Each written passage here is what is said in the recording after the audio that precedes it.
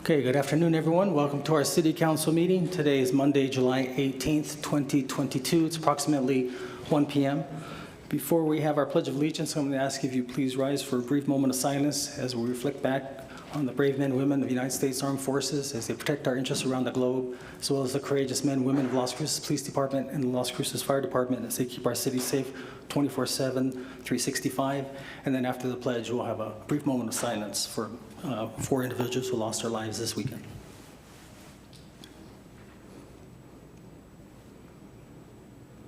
Please join me in the pledge.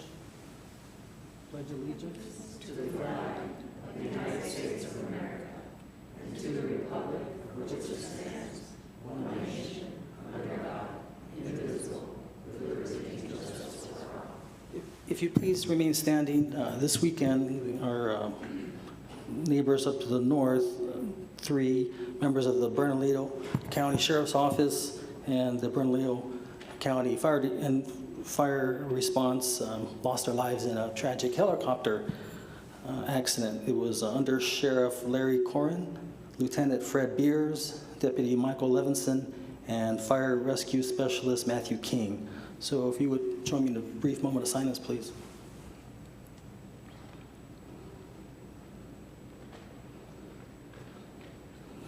Thank you. If you may be seated. Okay, now we have our Jennifer Martinez from our Communications Office going to introduce our Pets of the Week. Good afternoon, Mayor and Council. I'm Jennifer Martinez with the City's Communications Office, and I will begin with our Cat of the Week, Apple.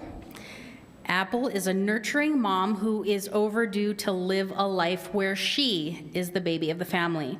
She is missing an eye, but that has not stopped her from living a life. Apple loves to be pet on her cheeks and under her chin. She's not exactly a fan of other cats unless you give her a bit of time to adjust, but if you don't mind taking home 2 cats, she would love for you to also take home her baby. I believe that is the kitty over her shoulder. And let's talk about Hunter. Hunter is about 1.5 years and is a ball of energy. Hunter has been at the Animal Services Center since late December, so you know he is very ready to find a forever home. Hunter is still pretty young and has a lot of puppy energy. He's a fan of walks and playtime and love, and could really use someone who is willing to offer him a chance with training. If you're looking for a new cat or dog, look no further than Hunter or Apple. Just call the Animal Service Center of the Mesilla Valley at 382-0018 to make plans to meet with either of these cuties. The Red, White, and Cute adoption event is still going on. That is a reduced adoption fee down to $25 for all of July. And if you'd like to see more of the pets offered by the center, you can attend a weekend adoption event at Nissan of Las Cruces on Main Street. That's from 11 a.m. to 2 p.m. this Saturday, July 23rd. Thank you, Mayor. Thanks, Jennifer. And next will be Dr. Francisco Payades, who is a Deputy Director of our Economic Development Department with the Jobs of the Week. Good afternoon, Mr. Mayor, members of the City Council. For this week's Jobs of the Week, the City of Las Cruces Utilities Department is hiring a meter mechanic senior, and the salary for that position is going to be $20.28. This position will be closing on August 1st of 2022. There's also a customer service representative, and this is with Metal Craft, paying between $15 to $17 an hour, depending on the experience, and this position will be open until filled. There's also 30 part-time positions available for school bus drivers, and this is with STS of New Mexico, paying $15 an hour, and this position will be open until filled. We also have a community health care worker, and this is with New Mexico State Department Office of African American Affairs, paying between $21 to $33 an hour, depending on the experience, and it will be closing on the 6th of September of 2022.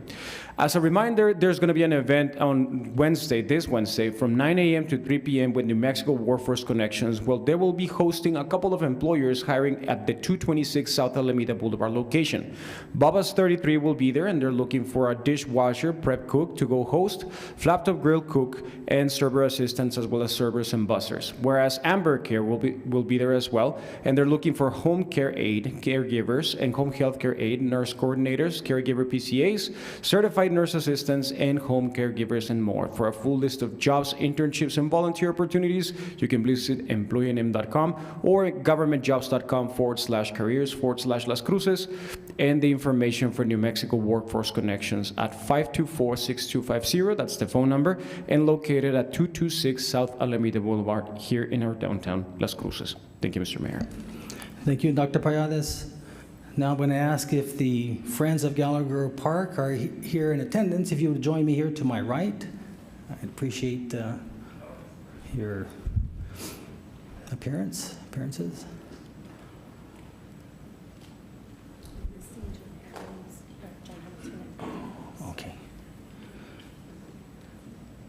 Okay, so who we have here, let me just say a little bit about the Friends of Gallagher Park. So in September 2018, the City of Las Cruces designated West Gallagher Park as an adopt-a-spot location to be sponsored by the Friends of Gallagher Park. Every month since then, the FOGP has weeded and maintained the park without pesticides and with the help as needed from the City of Las Cruces Parks and Recreations Department. Through 2019, FOGP has held events for residents to share ideas and build unity. They've worked with Doña Ana County Communities United to promote sustainable pet management through meetings with Parks and Rec and presentations to City Council. Accomplishments to date have been City of Las Cruces completed road maintenance requested by the residents. The Respect the Neighborhood signs have discouraged speeding in the neighborhood. City of Las Cruces has replaced park trees that have been vandalized and wind damaged. They've also repaired water leaks in the park, and City of Las Cruces allocated funds in late 2021 to improve the park. And so we wanted to present you all with a mayor's citation for community service, and this one is going to be presented, and I'll just read it, to Austin Dingle in recognition of your commitment and dedication to helping make Las Cruces a better community, dated this 18th day of July 2022. Thank you, sir.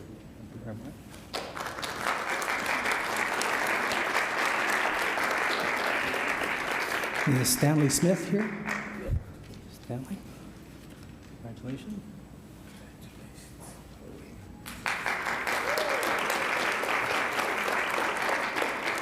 Shanna Backus?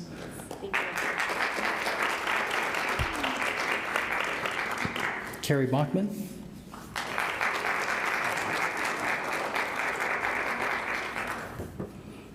Trisha Mercer? I'm batting 1,000 so far. That's pretty good. Julie Smelser. Oh, and there you go. Beth Adams. She's not here. John Hamilton, he's not here. Who hasn't gotten one? I hope this is you. Shelley Nichols? No. No, I'm sorry. We will get you one. What is your name? Araceli, what was the last name? Vera. Can you? Vera? Okay. Well, we will include a small gift card for lunch for missing you, okay? So, sorry for that. And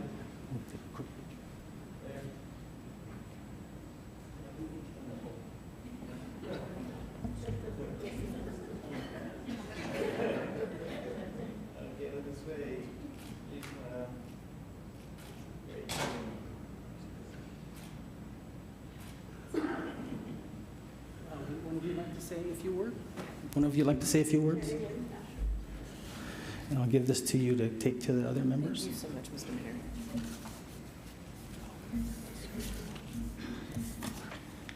Thank you so much for the recognition. To see a community-generated project continue in full force through the pandemic is just a testament to Shanna Backus's work, who's been tireless in this effort over in a neighborhood that we don't often think about, sandwiched between Alameda and Main Street. And I'd also like to give a very special thank you to Mr. John Hamilton, who has, as Austin said today, really been the seed of this project. And he is a testament to the ability of anyone in our community to make a difference through advocacy and activism. And in his case, he has really made a difference. The city is no longer using glyphosate pesticides, and that is a direct result of his activism and the work that we've done in collaboration with him. I'd also really like to thank Parks and Recreation, Sonia Delgado in particular, and all of the wonderful folks that we work with there. Thank you for the partnership. Thank you, Carrie, and let's not forget you yourself. You are a driving force for all that you've been able to accomplish, and Mr. Hamilton has been right there with you side by side, and so we appreciate your advocacy as well. I'm going to stay down here for just a moment before we start our public participation. So we have Councilor Tessa Abeta on the phone, so we're going to see if we can reach out to her so we can vote to allow her to participate. Good afternoon, Mayor. Good, she's there. Okay. So we'll need a motion and a second to allow Councilor Abeta to participate telephonically. So moved. Second, Bencomo. Okay, motion made by Councilor Flores, second by Councilor Bencomo. Christine? This is on a motion to allow Councilor Abeta to participate telephonically. Councilor Abeta? Yes. Councilor Graham? Yes. Councilor Bencomo? Yes. Councilor Corran? Yes. Councilor Flores? Yes. Councilor Gandara? Yes. And Mayor. Yes.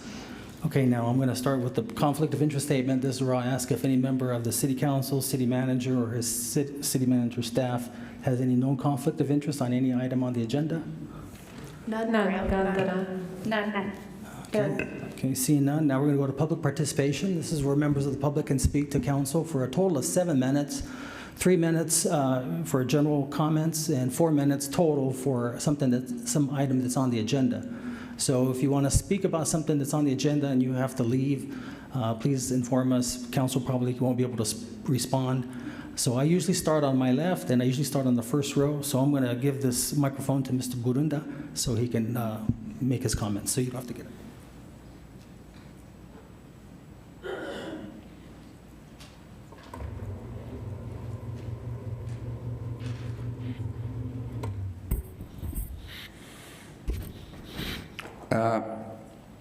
Good afternoon, City Council and those that are here for whatever other reason.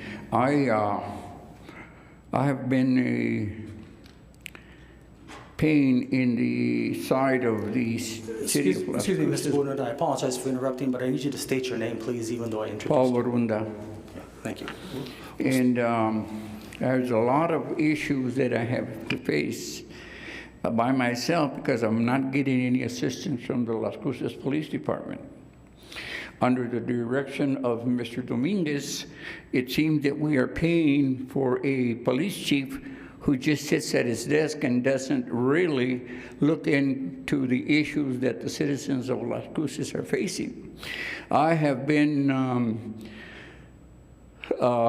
reporting issues where 15 guns had been stolen from our home and breaking and entering, and they told me there was no police report, yet when I went a week ago to get the other police reports, it showed up. There's 15 guns out there that the Las Cruces Police Department has never investigated as to where they're at or who has them.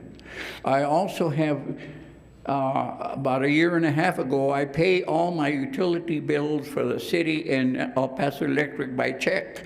And inadvertently, I put a check that was a blank check along with my payment to El Paso Electric. And the detective never interviewed me and or the people that he said that he had as suspects, nor did he ever make contact with El Paso Electric to find out who wrote where that $1,800 check, how they wound up in the public and they made a check for $1,800. Then I have here 19 checks that have been cashed in my name fraudulently, and the Las Cruces Police Department has done 0 actions on those checks. Once again, it's because of the leadership of the police department, Mr. Dominguez, whom I'm not sorry to say what I have and how I feel about it. Also, the city council and the mayor's position, they've never really responded to us, because I've asked to speak to the city manager, and I'm still waiting. I mean, is he busy 24 hours, 7 days a week, that he can't talk to the residents that he oversees, or the administrations? So, Ms. Budunda, I'm sorry your time is up, but you're more than welcome to email me with your concerns, and I'll make sure that the various departments get. give me just 1 more minute, please. Mr. Budunda, I'm sorry, you've exceeded your 3 minutes. The issue, Mr. Mayor, please. Okay, 1 minute. I'm getting help from the governor's office. I'm supposed to meet with the state police, who is going to take over the investigation and bring in the Justice Department to oversee what is happening at the city council level, at the mayor level, and the police department's level. So have a meeting tomorrow. They wanted to meet with me today, but I postponed it for tomorrow because I wanted to come here today and have my say. I'm a 2-time combat war veteran. I'm 77 years old. I've lived in Las Cruces 77 years. I know what's going on and who is behind it. So it's going to come out pretty soon, including all of the city administration when the Justice Department comes in. Thank you very much. Okay, thank you. So that was the first row. Anyone else on the second row? Rocky? Well, this gentleman's first, and then. Okay.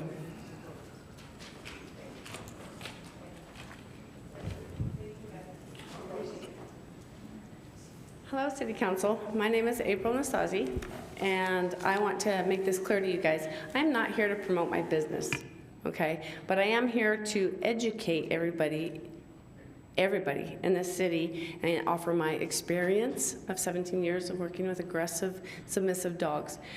I thank the council member who got a hold of me and reached out to me to set up a meeting with the others to learn about my successful program that I've had that maybe we can implement and show the animal control and others how to do this. So the meeting was set up for July 12th at 9 a.m. After an hour and 10 minutes, Lieutenant Watalia from the Las Cruces Police Department arrived. She says she wears 3 hats, and she was polite, listened to me, and basically told me they don't have the personnel, funding, or the facility to hold the free workshops that I offer to educate them and the people and the foster people as well. So they told me that they couldn't partner with me. They could not refer my program to anybody. There's 2 issues there. One is the aggressive dogs, and that is under the New Mexico statute. And when we talked about that, she said that it's a state statute, which I think implied that they can enforce it, but I don't believe that's true. So she came back and said it is owner responsibility. Okay, well, I have many, many responsible owners.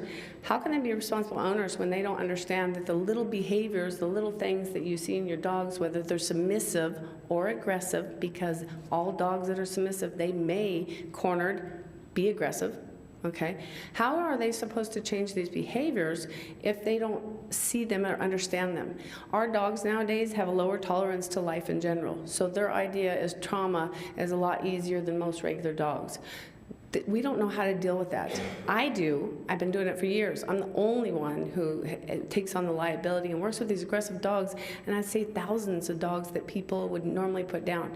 Or like one of my clients he had a poodle who was very submissive. She wouldn't come to him. He wanted to give up on her. He's an old cowboy. He says, dogs, when I raised dogs, they weren't like this. They weren't.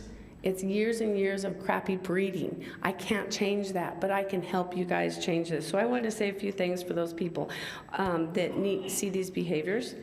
Please do not, because remember, all dogs have potential to bite, kill, and maim. If you see these behaviors in dogs, correct them, teach them what's acceptable. Don't free feed them. Don't let them go through the door first. Set your boundaries. They're on the couch. Squirt them off. When they look at you like, what? And you say, okay, load up. They're like, dude, I was just there. Yes, but you're setting little rules. These give these dogs security and stability, all right, so that their fear level goes down and their encouragement comes up. Somebody mentioned you have to have repetition. That's good, but after a while, change that repetition so they can learn how to deal with change. When somebody has to come in, ambulance or whatever, your house, your dog can learn to deal with that change. Thank you for listening to me, and I hope that somebody will take me serious. Thank you, Mayor. I appreciate you guys. Thank you, April. Okay, Rocky.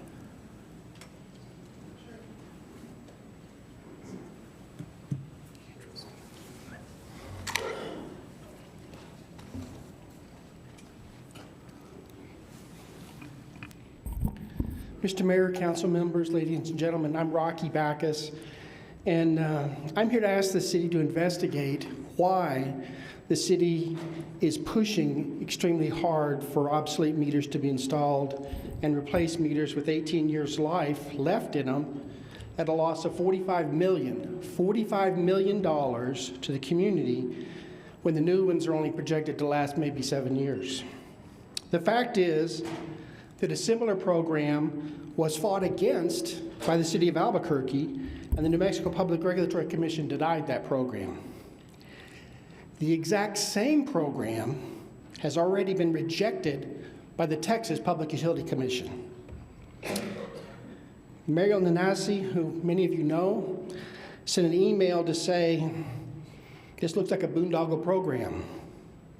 I sent out copies of Mary Lee Sol's brief for you to read, and I provided about 12 copies. It's a 10-minute read. I just ask that you read her brief. It's not very long and it's not complex.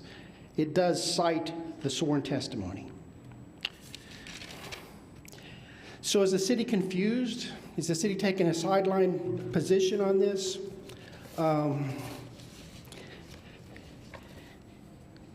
Here's the initial brief from the city. Here's the reply brief. These are probably $30,000 each of legal fees.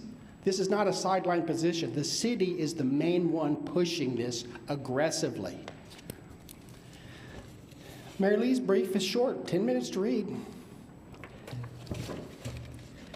Is the city confused about the fact that these meters are going to be a $45 million loss? I'll read one section from the most current brief. This is reading, quote, the witnesses on behalf of the signatories to the stipulation testified about numerous benefits arising from the AMS project. None of them claimed that the quantifiable value of the benefits exceeded the quantifiable cost.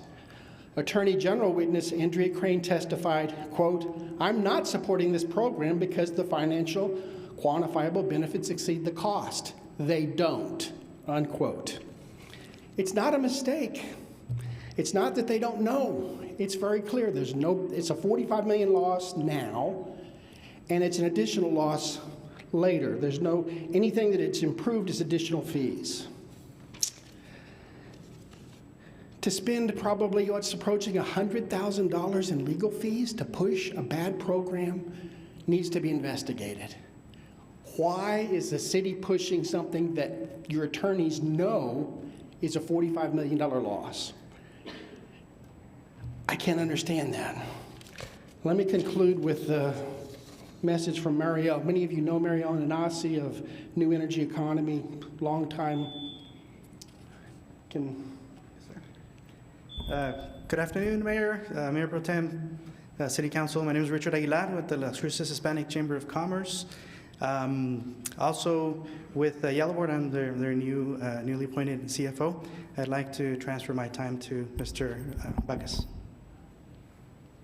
Is that okay? That's fine.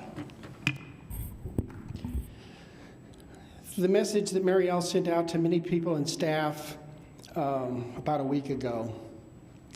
I haven't researched this case, but it seems that a curiously A cursory analysis of the economics of EPE's case doesn't make sense and does not fulfill, quote, grid modernization, unquote, mandate. It is an EPE boondoggle and potentially near future stranded asset. If you agree, I think it is imperative to question the city attorney and ask if you're not convinced that the EPE application is a net benefit for the people. Ask her not to continue to endorse and support the program. The initial decision or proposed decision will be due within 2 weeks. If you're going to do something to say this is not what we really want, it needs to be done soon. I think it takes 10 minutes or less to read Mary Lee Soul's brief and to see this is just a bad thing. But I think there needs to be some investigation to say, why in the world is the city going to spend what may be over $100,000 in legal fees to push something that the clear numbers are it's going to cost $53 million, save $8 million, it's a net loss. Thank you. So Rocky, this will be my response. New state legislation enabled El Paso Electric and other utilities to use a rate rider to recover capital and installation costs for AMS upgrades. EPE filed the rider requests with the PRC under this legislation. The City Council would not be involved as it is a statutorily authorized way for them to pay for their AMS. We, along with the PRC staff, Attorney General's office, and the Coalition for Clean and Efficient Energy came to a settlement agreeing to the stipulations that satisfied all concerns brought up during the technical conference and settlement meetings.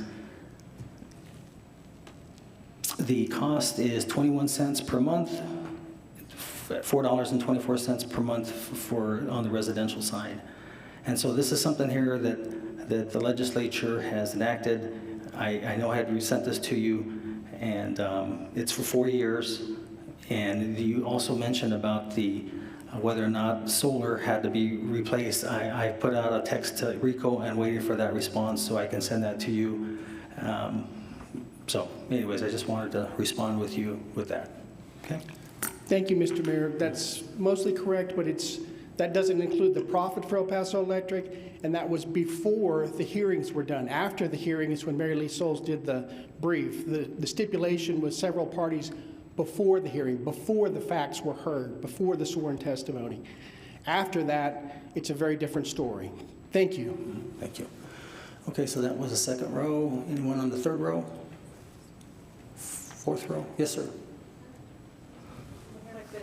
Oh, I'm sorry. I apologize. Can you hold for just a second? Yeah. Oh, yes, please, ma'am. Go ahead. Come forward.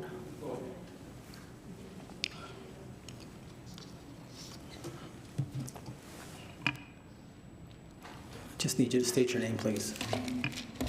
Should I move this down? Yeah.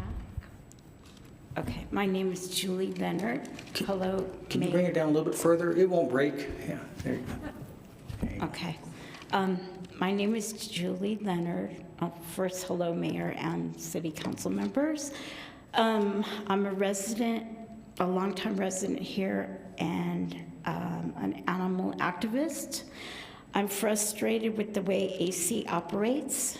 When I was walking one day, I heard dogs barking inside of a vacant house that's been vacant for years.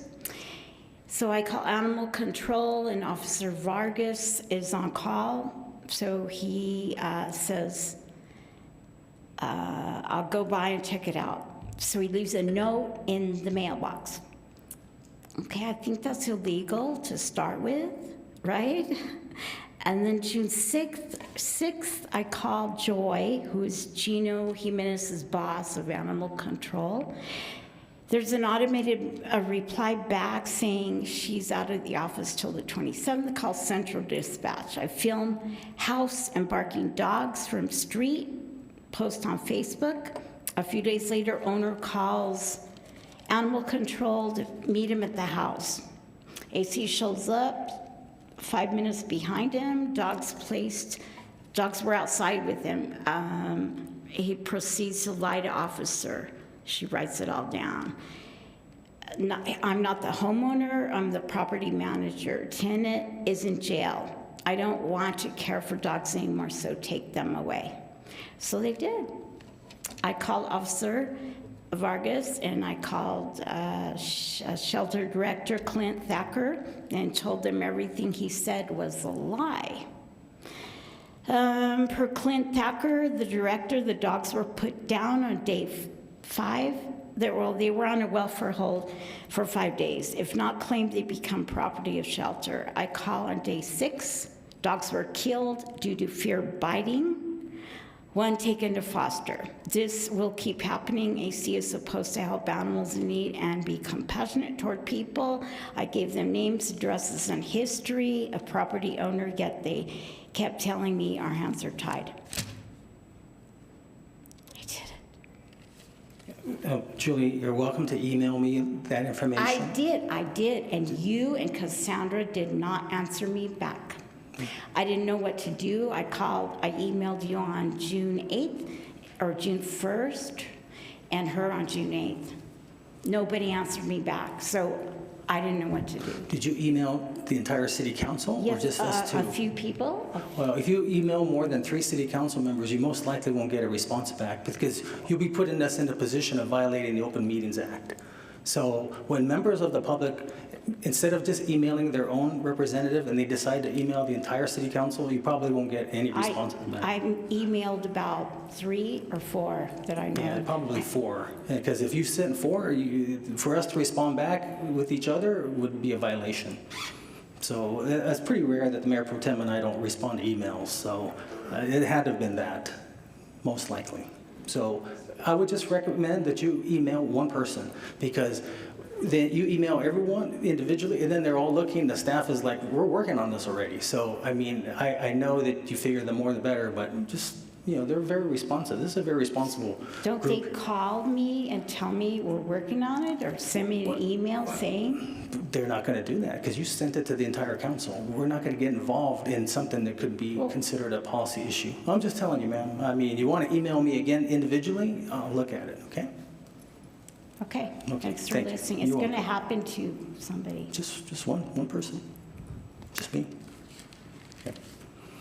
All right, so yes, sir. Thank you for waiting. Just need to state your name, please. Mayor, Council, my name is Lowell Johnson, and I have been trying for over 6 months to get an appointment to talk to the city manager, and I have had no results at this time. There's some things I think that needs to be discussed with him, and I can't get an appointment to talk to him or anything else. How do I go about getting an appointment? Well, let's see. Normally, Mr. Johnson, you live on Larry Drive, so your representative is Councilor Abeta. I'm sorry? Your city councilor is Councilor Abeta, right? You live on Larry Drive? She has come to, supposed to have gotten me an appointment twice with the city manager, and I have heard nothing. Okay. Well, what I'm trying to get at is, you know, the city manager usually just works for the city council. I know they work for the public. He works for the public, but indirectly, what I'm trying to get at, sir, is usually goes through the city councilor to get that appointment. I mean, your representative is your city council representative. Hold on. This concerns the red light street timing. Fringer Park, you've got some people out here that's got master plans for Fringer Park. There's work needs to be done on Fringer Park before that goes into effect. Barking dogs. Can't get anything done. I've been trying for 6 months to get something done about barking dogs. I hit 0 this morning. And I want to try to talk the city manager into getting the police department some more money where we can keep our policemen. Now, what do I do? Well, I can respond to you right now. If you're talking about the light on Fringer and El Paseo, I mean on Farney and El Paseo, it's too slow or it's too fast? Because usually it's one or the other. But what I'm trying to get at is those are usually timed with a little sensor. And so those usually can be adjusted. The second thing is, you were talking about barking dogs. I think the ordinance says that the dogs have to be barking for 15 minutes before animal control. I have been trying for 6 months to do something with those, get something done with those dogs.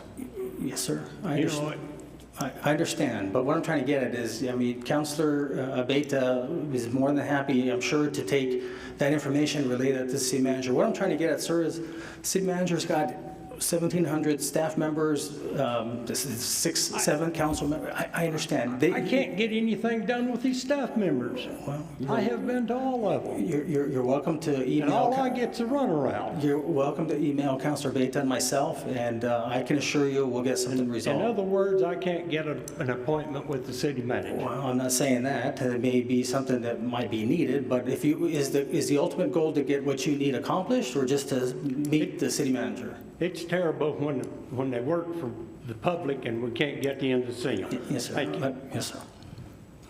Okay, so that was the 4th row. Anyone else? How about on the 5th row?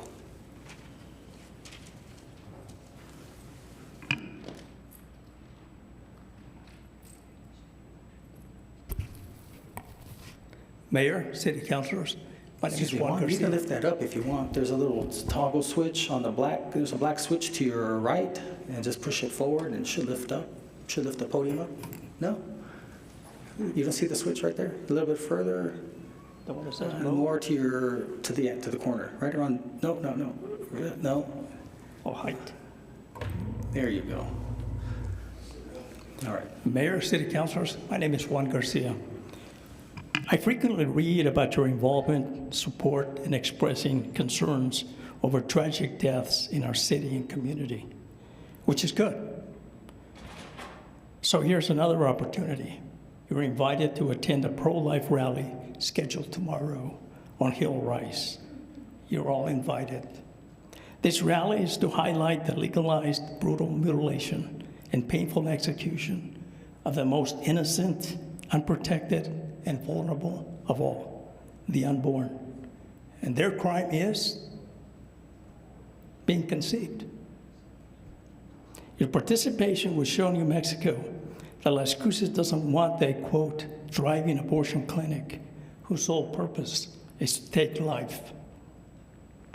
A young girl of 10, 12, 11 could technically walk from Hill Rise Elementary to the pink house and get rid of it.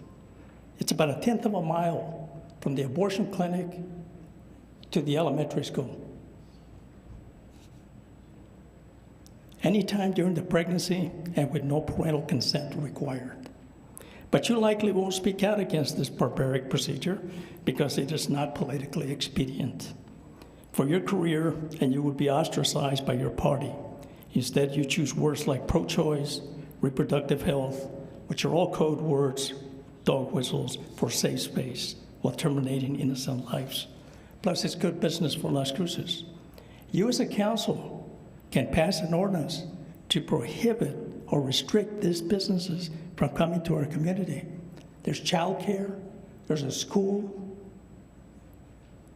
I haven't heard anything from you.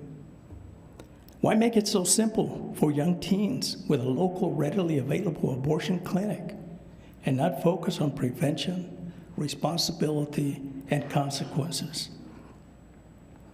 With abortion joining the marijuana industry in Las Cruces, soon we'll be promoting legalized killing, which is really that's what it is. Thank you. Thanks, Juan. Okay, anyone else on the 5th row? Rick?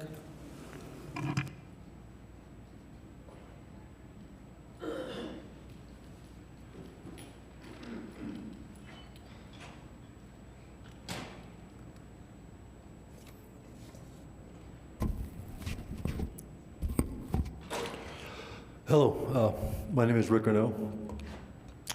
I just had 3 quick comments following Juan's comments. Under President Clinton, abortions were safe, legal, and rare, and private.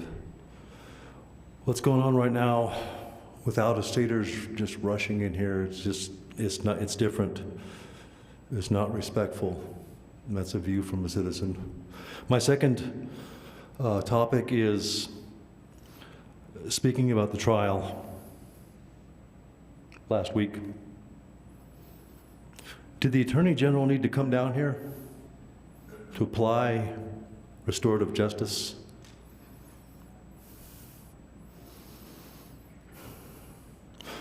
The police need support from the Las Cruces City Council. So my final topic involves municipal elections. Municipal elections in 2023, next year. So it involves the city clerk and the city attorney. I emailed the city clerk this morning and asked her, what does it take to move the elections from the county clerk's office in 2023 to the city clerk's office? And she said a vote of the city councilors, you guys, and at the same time get rid of ranked choice voting. Would you consider doing that for us? So anyway, that was the final topic. Thank you. Thanks, Rick. Okay, that was fifth row. Anyone on the sixth row? Seventh row? Randy?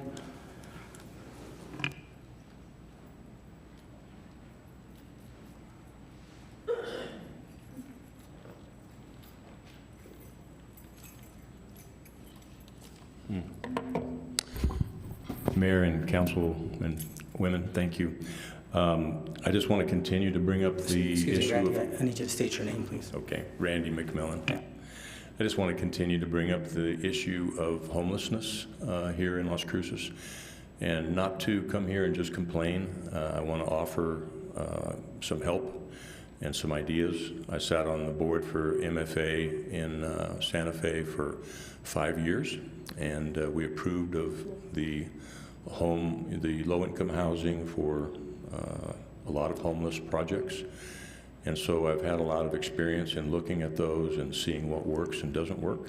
So I'd like you to know I'm available. I will spend as much time as you will let me with you in coming up with ideas and solutions for this problem. And it really is a problem. It's a problem for them, and it's a problem for, I hate to say them and us, but it is that at this point. The problem is property values are going down. Businesses are leaving the very areas that we're trying to develop in the city. Companies like Goodwill are afraid to open their doors.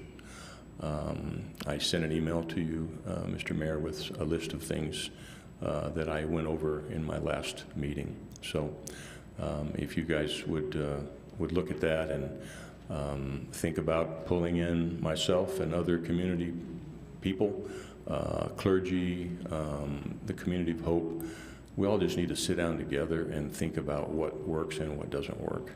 So thank you for hearing me on that. So, Mr. Mayor. Yes, Councilor Flores. Thank you. Thank you, Mr. McMillan. Yes, we do care very much about the homeless, and we care very much about the impact it's having on businesses and the individuals' lives, most of all, who are homeless. We do have a housing policy review committee, and we meet on a monthly basis. I believe this month's meeting has been canceled. Yes, it's been canceled. However, it is a standing committee. It meets every third Wednesday of the month. Third Wednesday of the month at 3 p.m. in room 007. You're more than welcome. I know we have a representative from the Home Builders Association who appears, so you're very welcome to participate and help us resolve the meeting. And that's open to the public? Oh, it's at 2 p.m. And that's open to the public? Oh, yes. Great. Okay, thank you. I should have. Thank you, Mr. McMillan. Thank you, Mr. Mayor. Yeah, I'd love to participate. Could I have another 30 seconds because of... Sure, go ahead. Okay, thank you. I'd just also like to chime in on this new abortion clinic that's coming as well. I hope you all will look at their past record. This is the company that was kicked out of Florida. They've been kicked out of Alabama, and now they've been kicked out of Mississippi. And the reasons that they have been kicked out are very frightening. They had an unlicensed clinic in Alabama that they had to forcibly shut down because they were never licensed. And at one time, 3 women were sent to the hospital in the same day from this clinic, one of them in intensive care. Mississippi asked them to leave because they had people that were not accredited working there, and the facility itself was dirty and unacceptable. So this company has been kicked out of 3 states. They're the same company that the Supreme Court made this last decision on. This is going to bring a lot of national news to this city. Unfortunately, they have leased or bought a piece of property on Hillrise, and the properties around it are going to suffer significantly because there's going to be a continued group of people there that are protesting on both sides. And so it's a tough issue. This company does nothing but late-term abortions. That's what they specialize in, and that's what they do. And I would think that maybe you all could do something about late-term in this city. So thank you for hearing me on both of those things, and I will see you at the next meeting. Okay, thank you. Thank you. Okay, that was the 7th row. Anyone else? About 8th row. Anyone else on my left? Okay, to my right, 3rd row, looks like all staff. Same with 4th row. 5th row, I think the same. 6th? Yes, ma'am.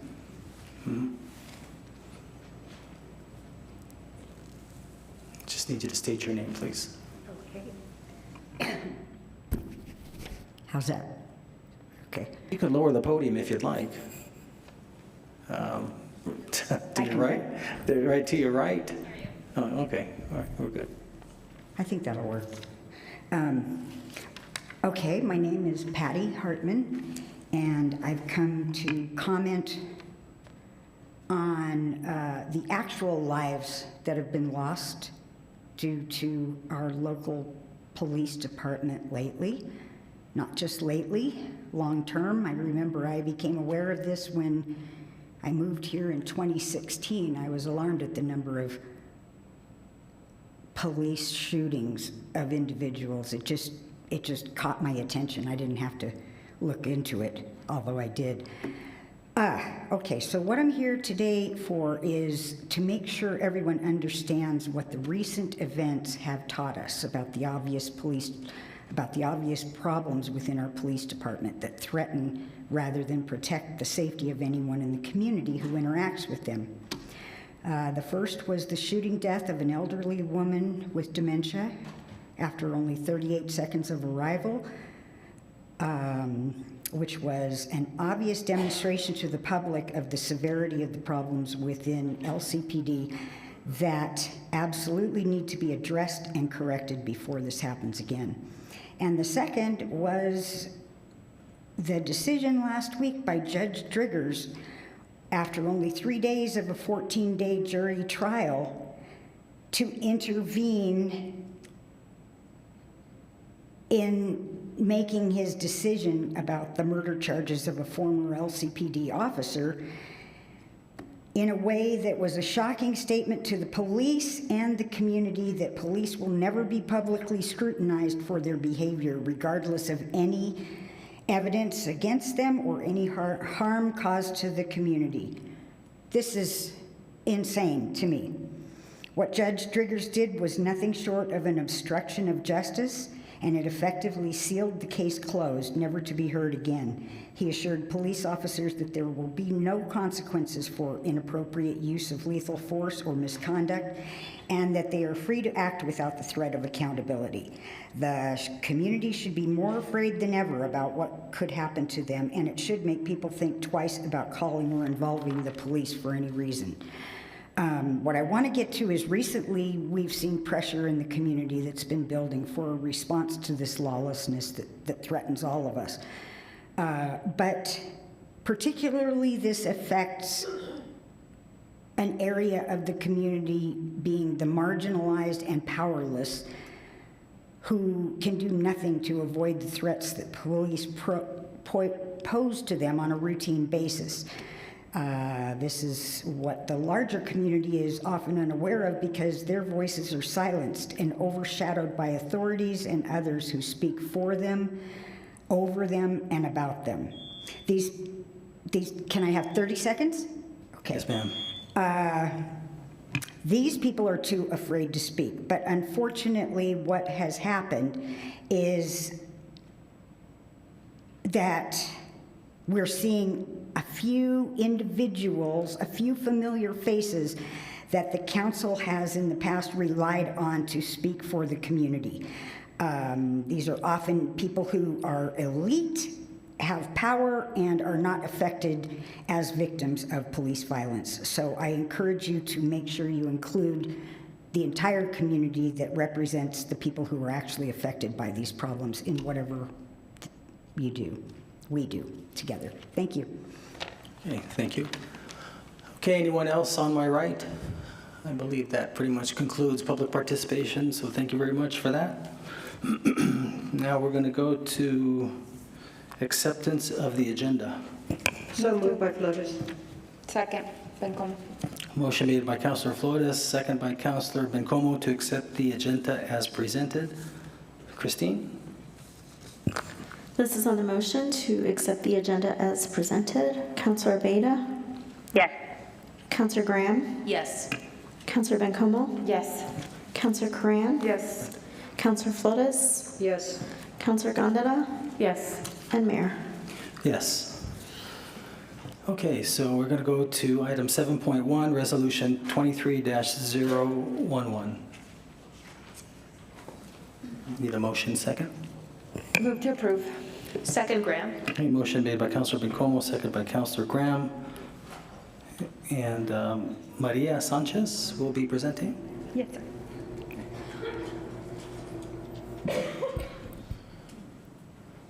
Is this your first time presenting or my first time seeing you? First time presenting to the members of the council. Hi. Okay. Yes. Well, don't let Councilor Flores get you nervous, okay? Okay. I will not look. Because she stares right at you. I'm just kidding.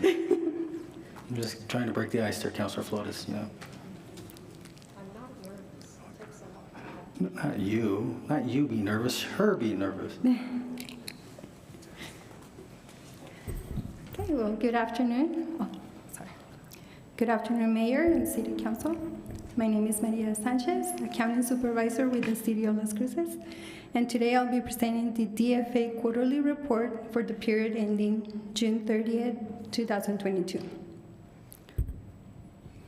Section 6-6-2 of the New Mexico Statute requires periodic financial reports, at least quarterly, of local public entities, and to file with the Department of Finance and Administration, Local Government Division.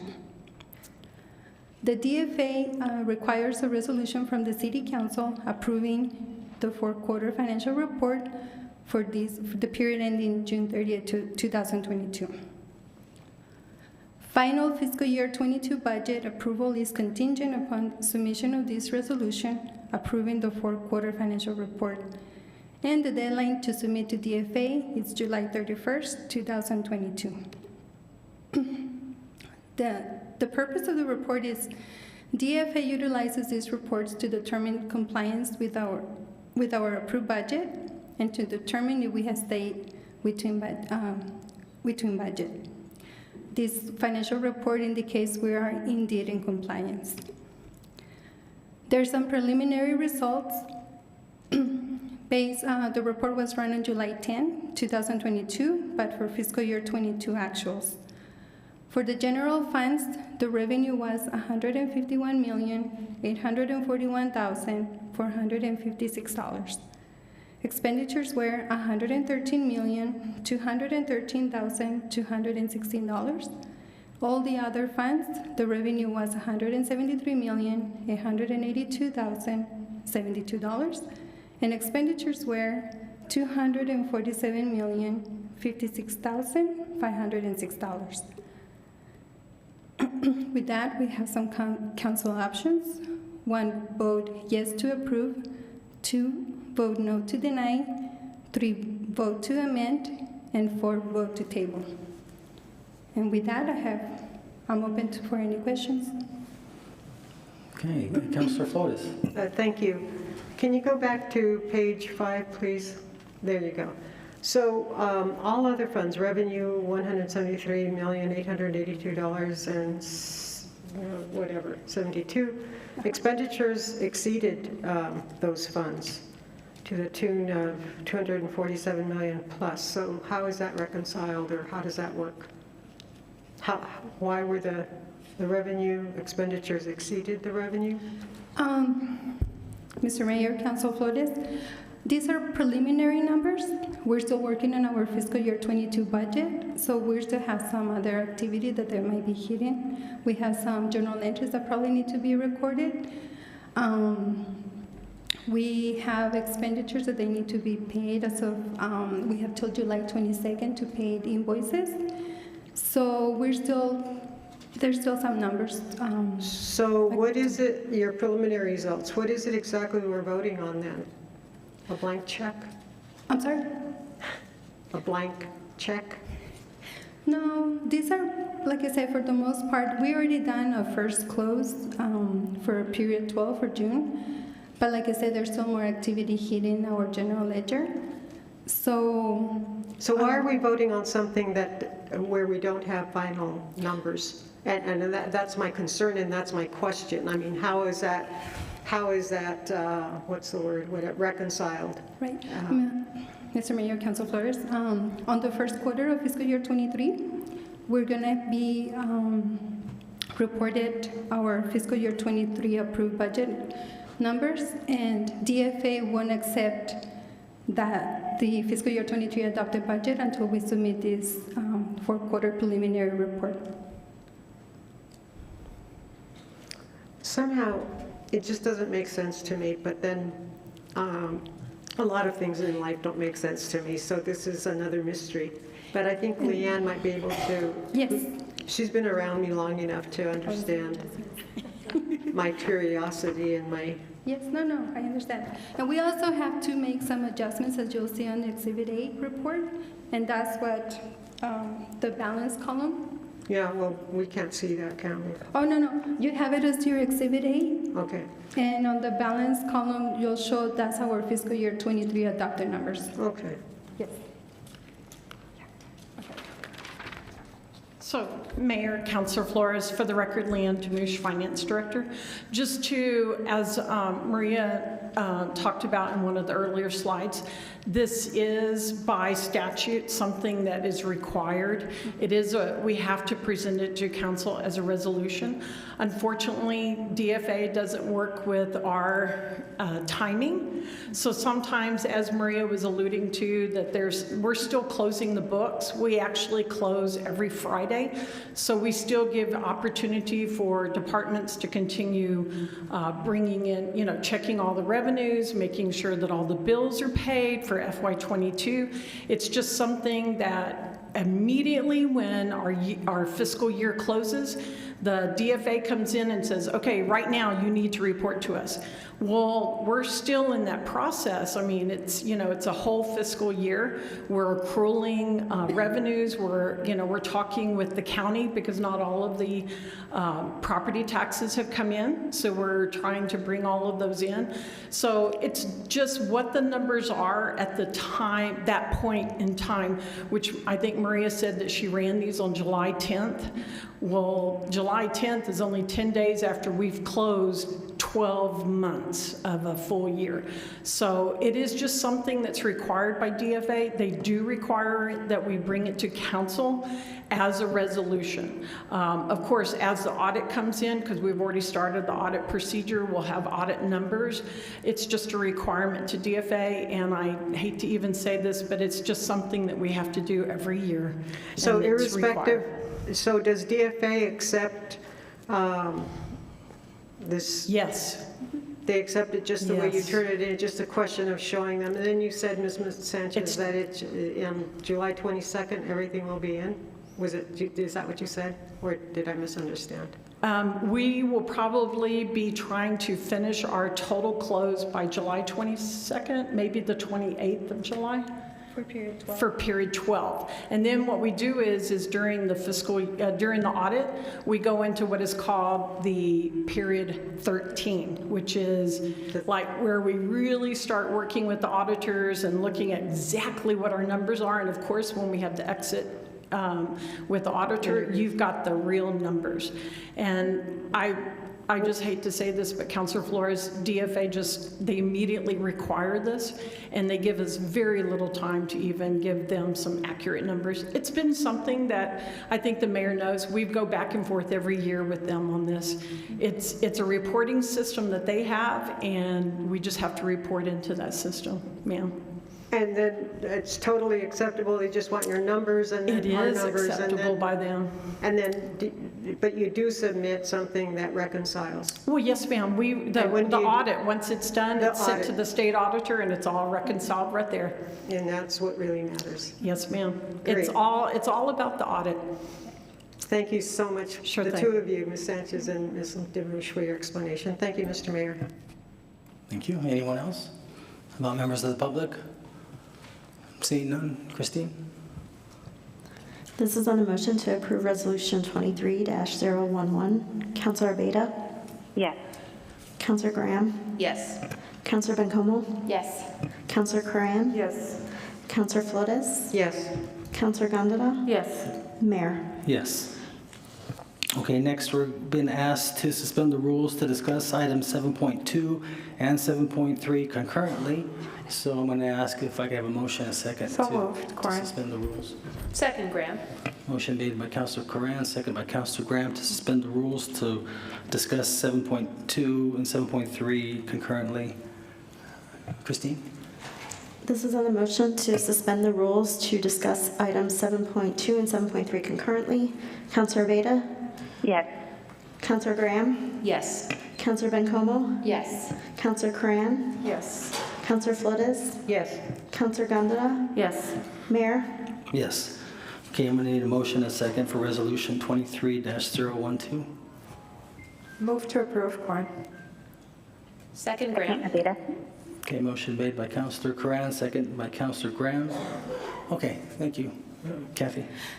Good afternoon, Mr. Mayor, members of the council. Thank you very much. My name is Kathy Matthews. I'm the landscape architect with Parks and Recreation.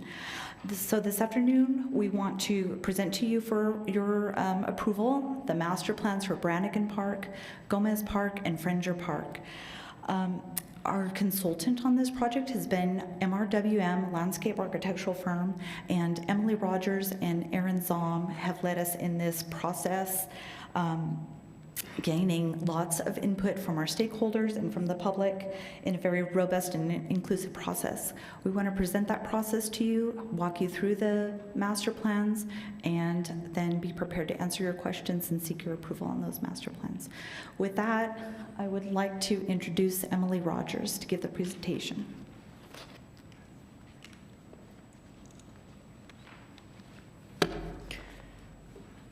Let's make sure I don't mess anything up here. Good afternoon, Council, Mr. Mayor, Council members. Thank you for the opportunity to speak with you today about the master plans for Branigan. Excuse me, ma'am? Yes. I'm sorry. Can you state your name, please? Yes, Emily Rogers, Senior Landscape Architect with MRWM. I am joined today by Principal Landscape Architect Aaron Zom. We have been working closely on these projects with Kathy Meadows, Will Martinez, and Sergio Esparza of the Parks and Recreation Department.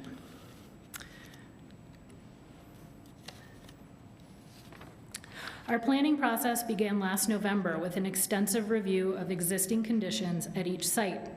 In December, we shared our observations at a public meeting and solicited input on the future of the parks through an online survey.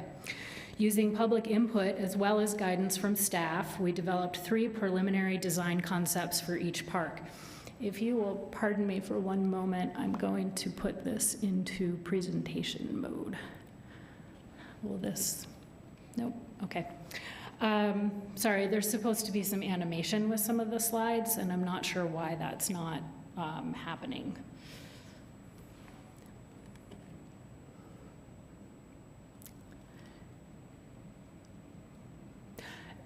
Would it be acceptable if I use the other version that's on this drive? I think there's If I could try this version. I have no problem with that. Interested in what animation you're talking about. Well, especially once we get to some later slides that show components of the park, if it's not properly animated, you won't be able to see the plan. So I'll continue for a second. In the spring, using public input as well as guidance from staff, we developed 3 preliminary design concepts for each park. In the spring, we shared these concepts with the public and again solicited feedback both in person and online. This led to the refinement of 1 design concept for each park.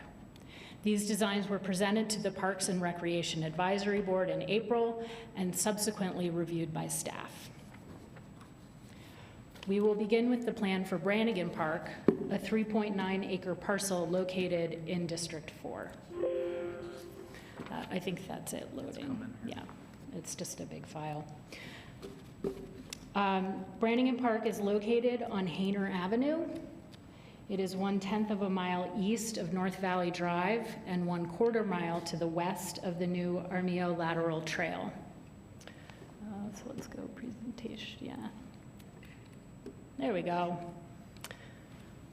Thank you very much, Erin. The park is located on Hainer Avenue. It is 1/10 of a mile east of North Valley Drive and 1/4 mile to the west of the new Armijo Lateral Trail.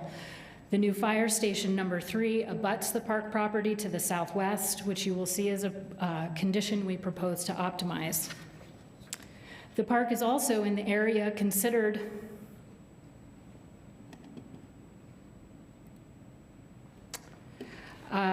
the park is also in the area considered by the 2015 Amador Proximo Master Plan. As proposed in that plan, an extension of Oregon Avenue between the railroad and Valley Drive would allow for greater access to the park from the south. Currently, the park is occupied by a baseball field that, while not meeting the requirements for regulation play, is used by community members for informal games. There are a few pieces of play equipment in the northwest corner and a large grassy area with many large trees, most of which are in very good condition. The parking lot shown above is unpaved and the street lacks sidewalks. Our first public engagement meeting and online survey generated many comments about the park, including these: improve the playground, add a firefighter or adult fitness area, keep the ball field, use green stormwater infrastructure, provide restrooms, and consider a future recreation center. The second public meeting and online survey focused on gauging public opinion for a range of design concepts and amenities as they were presented in the 3 preliminary plans. Online surveys were publicized through social media, mailers, and at the public meeting. The survey was presented in English and Spanish and received 52 responses. The following amenities are preferred by users: picnic tables and shade structures, walking paths, site lighting, restrooms, playground and sport court, green stormwater infrastructure and pollinator garden, and pedestrian connections to the neighborhood. The final design concept used ideas and amenities from all 3 preliminary concepts. Now you'll see why the animation is important.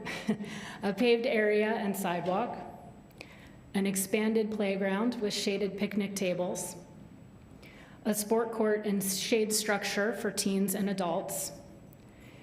In this area, we propose a firefighter training and adult functional exercise area. This could be used by firefighters at the adjacent station, as well as other firefighters and trainees. The design of this fitness area will be based on the National Fire Protection Association fitness standards and recommendations from the International Association of Firefighters Fit to Thrive program. With that said, the functional training elements can also be used for general physical fitness. We propose replacing the existing ball field with a lawn area and reorienting a backstop away from the fire station so this park can continue to be used for informal play. A stormwater garden in the northeast corner of the site is situated to capture existing rainwater flows from the site and the street. A labyrinth can offer a meditative experience near the existing stand of mature pines. A restroom structure is proposed to support park activities. East of the existing park, we are showing a concept for potential expansion if the adjacent parcel is acquired. To the south is the possible extension of Oregon Avenue, and a recreation center is shown across the street. This is a rendering of the stormwater garden and nature path. The garden would mitigate erosion and utilize site stormwater as a resource for growing hardy plants. Interpretive signs could inform the public about the benefits of this type of green infrastructure, as well as identify key plant species. An important part of the planning process has been considering phasing and estimated costs for the proposed improvements.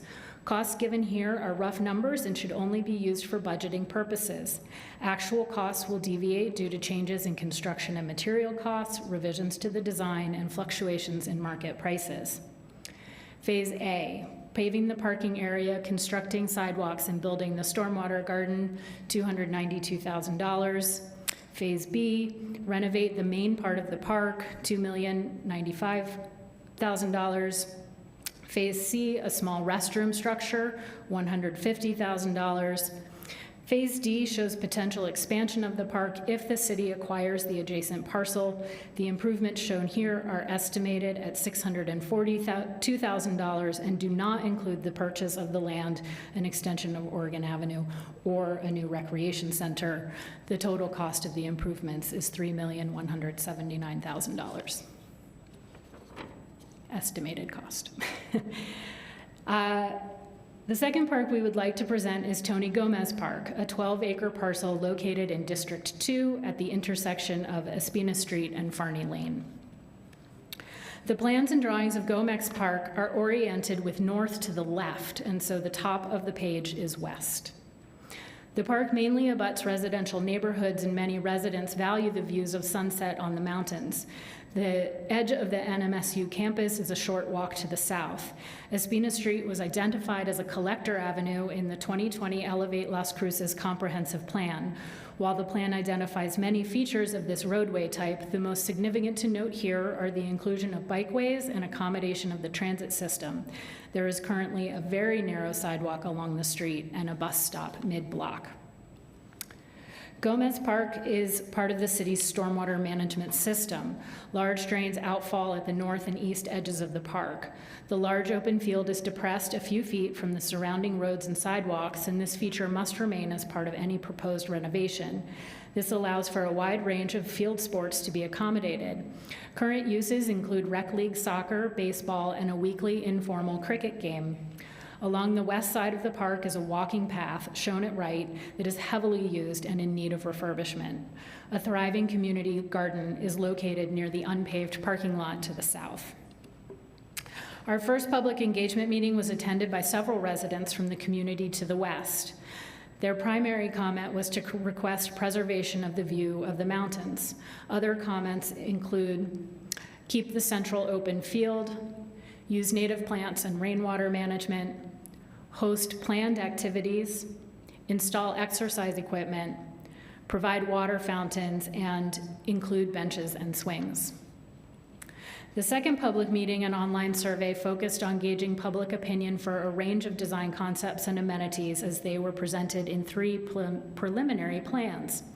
The online surveys were publicized through social media, mailers, and at the meeting.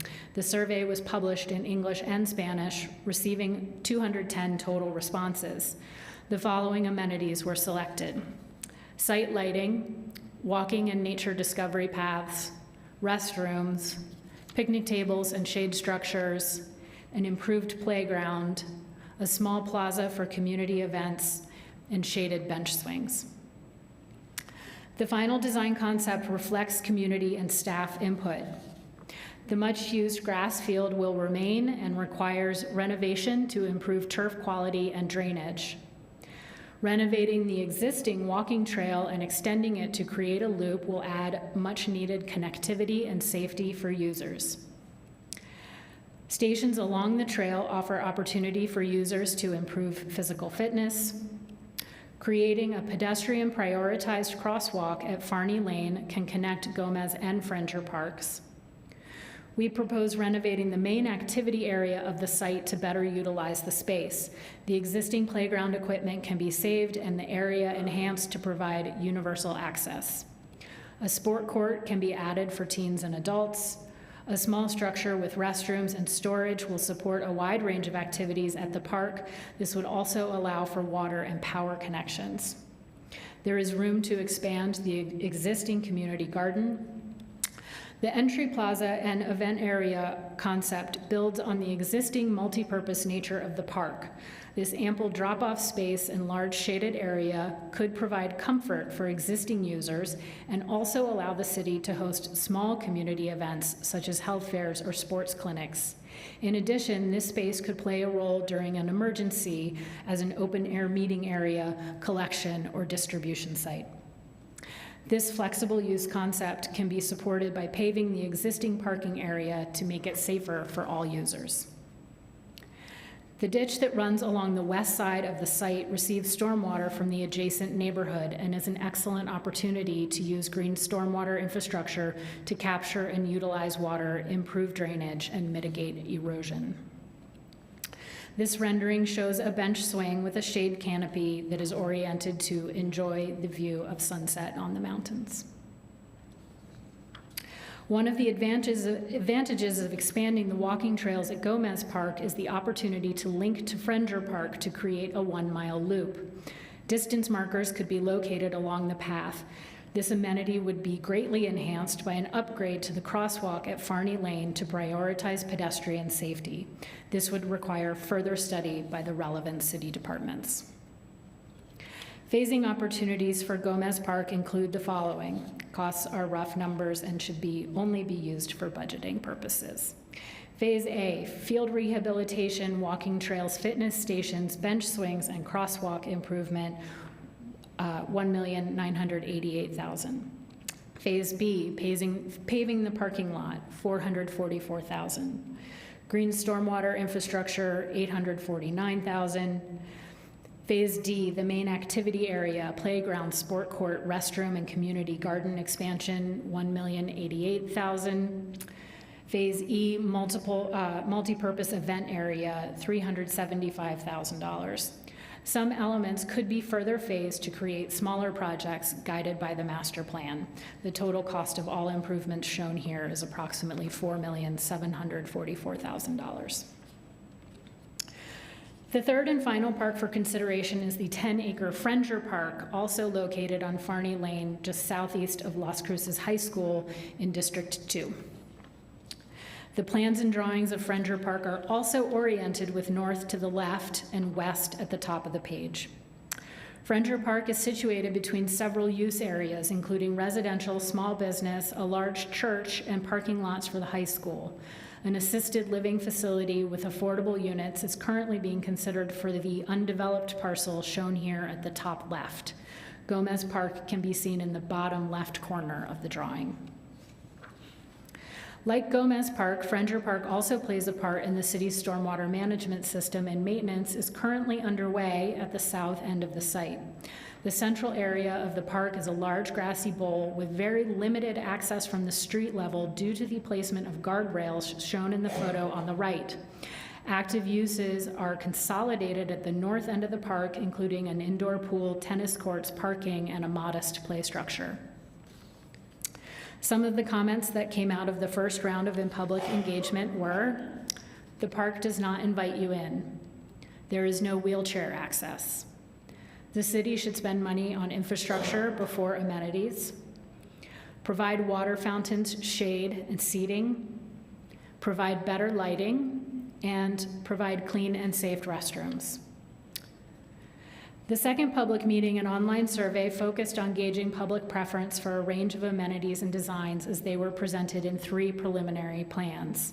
The online surveys were published through social media, mailers, and at the public meeting. The surveys were published in English and Spanish, receiving 311 total responses. Because of the significant response from citywide pickleball and disc golf enthusiasts, we are presenting both the total percent of responses and the response rate of local residents, defined by those who indicated they live within walking distance of the park. Site lighting, restrooms, pickleball courts, disc golf course, walking paths, splash pad, and picnic grove. The final design concept is based on community input as well as staff comments. Providing safe access into the park using stairs and gradually sloped sidewalks is a primary element of the proposed plan. Renovating the existing sidewalk and guardrail would allow for a safe perimeter path for pedestrians and cyclists. We are proposing a 9-hole disc golf course on the site, which just meets the minimum recommended acreage for the activity. Because of stormwater management requirements, areas planted with low maintenance, native grasses, and wildflowers could act as roughs to direct play. The baskets are simple structures on a pole and are unlikely to be damaged in a storm event. The main activity area is along the north side of the park. We are proposing the demolition of the existing aging indoor pool and relocation of its services to the city's new Aquatics Center. A new splash pad could utilize existing infrastructure and serve a larger number of citizens by providing a cooling activity on hot days.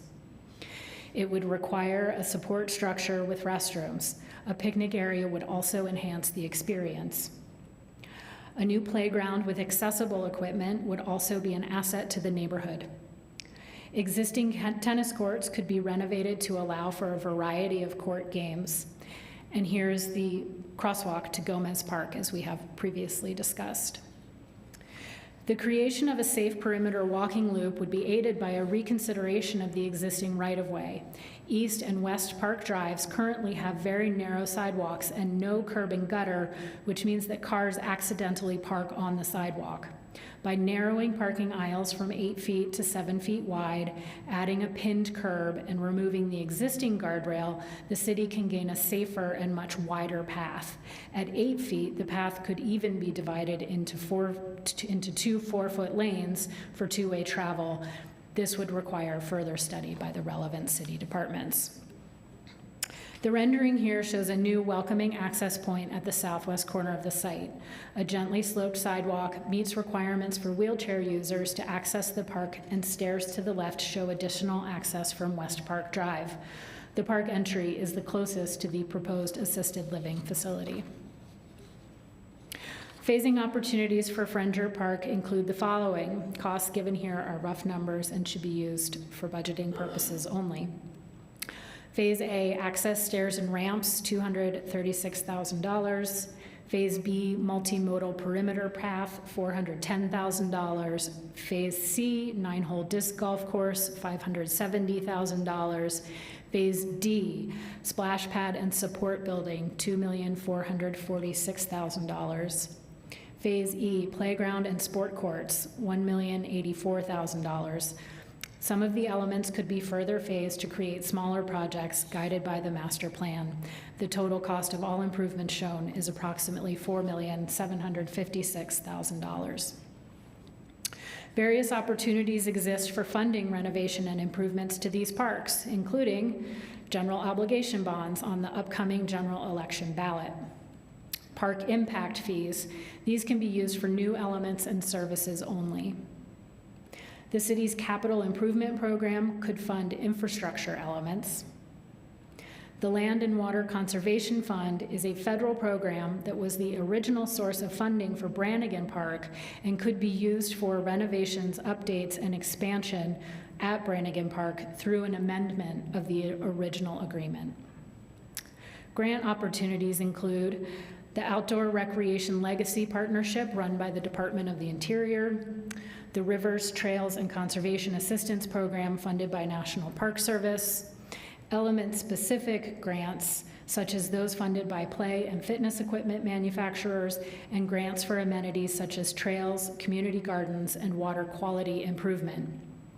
There are also supporting organizations that can assist with sourcing funds, including the National Recreation and Park Association, City Parks Alliance, and Trust for Public Land. I would now like to introduce Aquatics Manager Jake Gutierrez.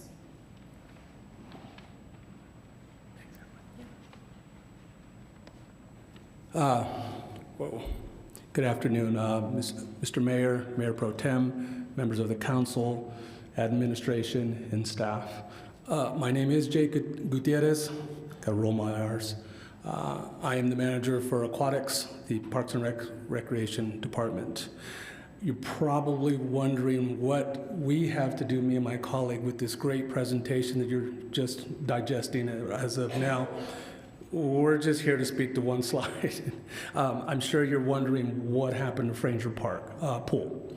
So before you, we've provided a few bullet points just to explain that we are in the current process of internally right now with staff identifying logistics and timelines that will benefit and work for the department and for the community.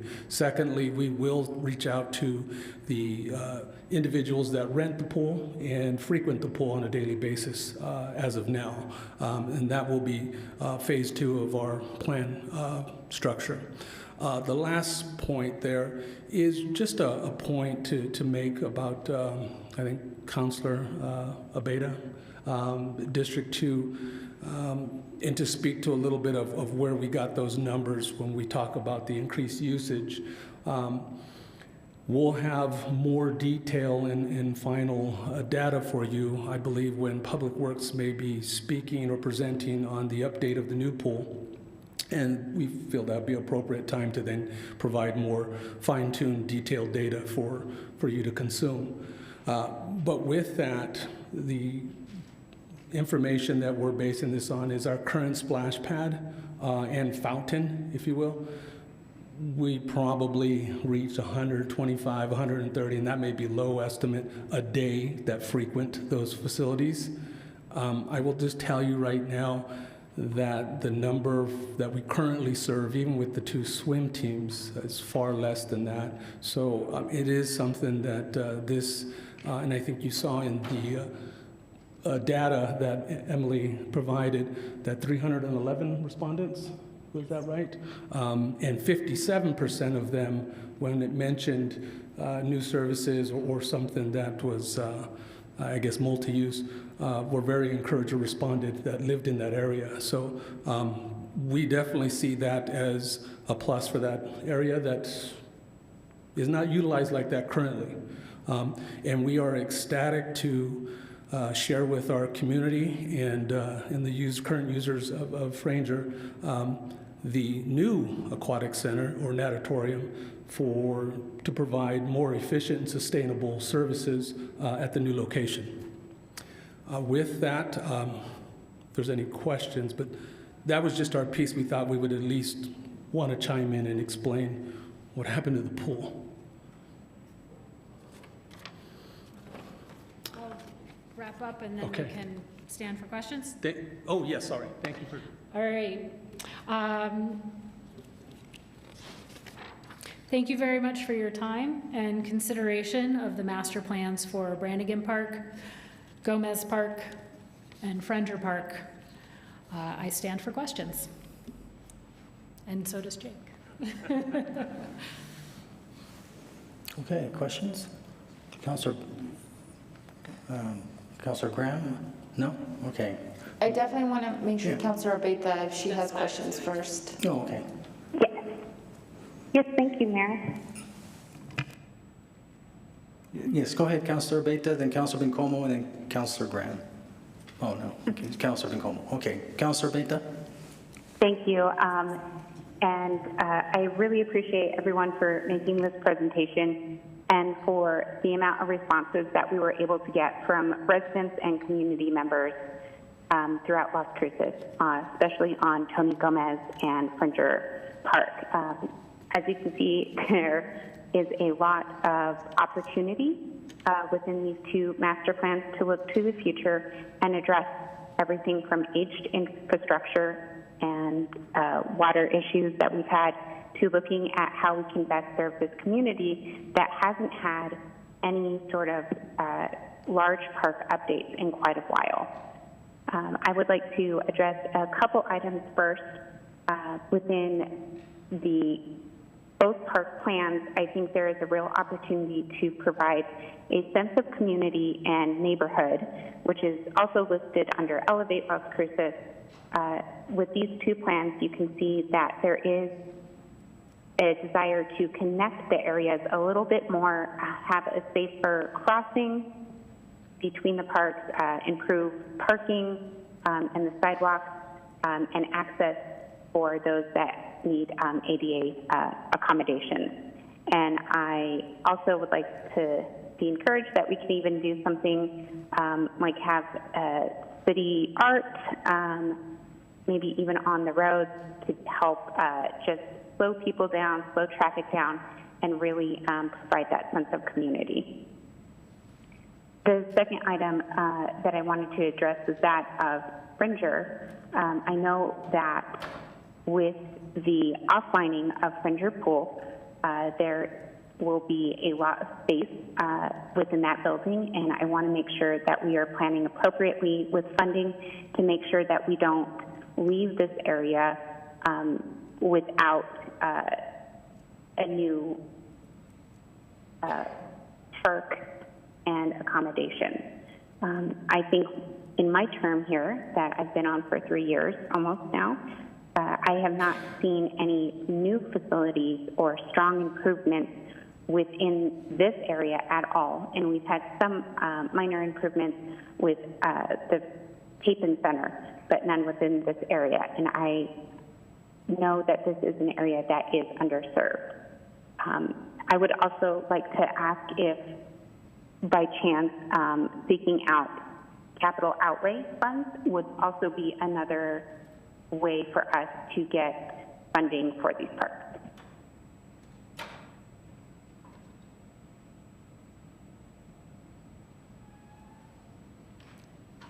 Oh, okay, so was that it, Councilor Beta? Yes, well, for the question, is capital outlay also another mechanism that we can utilize to jumpstart perhaps funding for these parks? Okay. Mr. Mayor, Councilor Abeta, yes, capital outlay definitely could be a source of funding for all of these plans. And I would like to ask my councilors to consider and think of these types of improvements. I know district-wide we've all approved park plans in different districts, and this is one of the areas where I see we have an opportunity to really serve other people. These parks are mostly for water storage, which is already, not a benefit that other parks are able to do. You get the full space and usage, and you don't within these. And I think we've tried to make the best out of it, especially with utilizing the open spaces, the ability maybe to have that disc golf. I know the cricket is used often in the Tony Gomes Park, and I want to just make sure that we are really considering the equity on being able to serve this area as well. So thank you, Mayor, and thank you to the presenters. Okay. And Councilor Bencomo? Thank you, Mayor. I just had one specific question about Branigan Park in terms of the phasing, and I'm curious about the thought behind doing the bathroom on the third phase instead of the second phase. Just right, if we're building out a park and it's sort of built out and there's no bathroom yet, the concerns that I could hear certainly from constituents. So I'm curious about that. Mr. Mayor, Councilor Bencomo, restrooms typically are not included in neighborhood parks. That said, they absolutely can be, especially for parks that serve as a community function, sort of an unusual, unique function that we anticipate Branigan would. So therefore, we did propose, even for a neighborhood park, a restroom. The phasing is something of the infrastructure exists for some improvements there. We would have to add infrastructure for the wastewater lines and the like. And Emily may have other notions behind the phasing as well. Emily? I think to directly answer the question, there's a lot of flexibility within the phasing. We were really just trying to take these big ideas and break them into smaller chunks. I think the bathroom could come first, the bathroom could come last, it could not happen at all. I think the idea was to make it a discrete item because, as Kathy mentioned, it's not always in a neighborhood park. With that said, it was really interesting through all of the public engagement that restrooms were important to people, and comfort and being able to spend time at their public parks. Yeah, so, for sure. Really a discrete element that could go anywhere in the phasing. The number of emails I get about bathrooms at parks, you'd be surprised. Yeah. Thank you for that answer. Sure.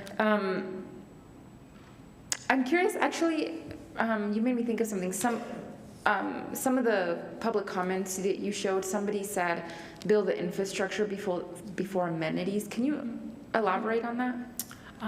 Sure. I believe it was one of our public commenters from earlier in the day today, and I think he was specifically concerned about the area at Fringer Park that is currently undergoing maintenance. And I think there were some, I only have a very basic understanding, but I think there were some drainage issues, and so there was some standing water and debris, kind of debris buildup, and I believe that is all being currently addressed. Okay, thank you. Kathy, in terms of the park impact fees, what is the total amount in the current fund? Mr. Mayor, Councilor Como, currently we have approximately $6 million in the fund. That said, we have a lot of that funding designated for current projects. Okay. They're allocated and planned for those other projects as well. So it appears we have $6 million just sitting there. We don't have $6 million just sitting there, but we do have some of that available. That's helpful to understand. I know that our city manager, Ifo Pili, was working on a plan with staff as directed by council for the relook of park impact fees. Do you have an update on that? Mr. Mayor, Councilor Bencomo, perhaps you're referring to the update of the design standards and the standards that community development has underway, is that correct? No, I mean, I was talking about, we've had a conversation at, maybe I don't have to further summarize. Sonia has her mic up. Mayor. I'm sorry, Councilor. Sonia. Oh. Can she answer the question? Oh, yeah, sure, of course. Mayor, councilors, and Councilor Bencomo, Sonia Delgado, Director of Parks and Recreation.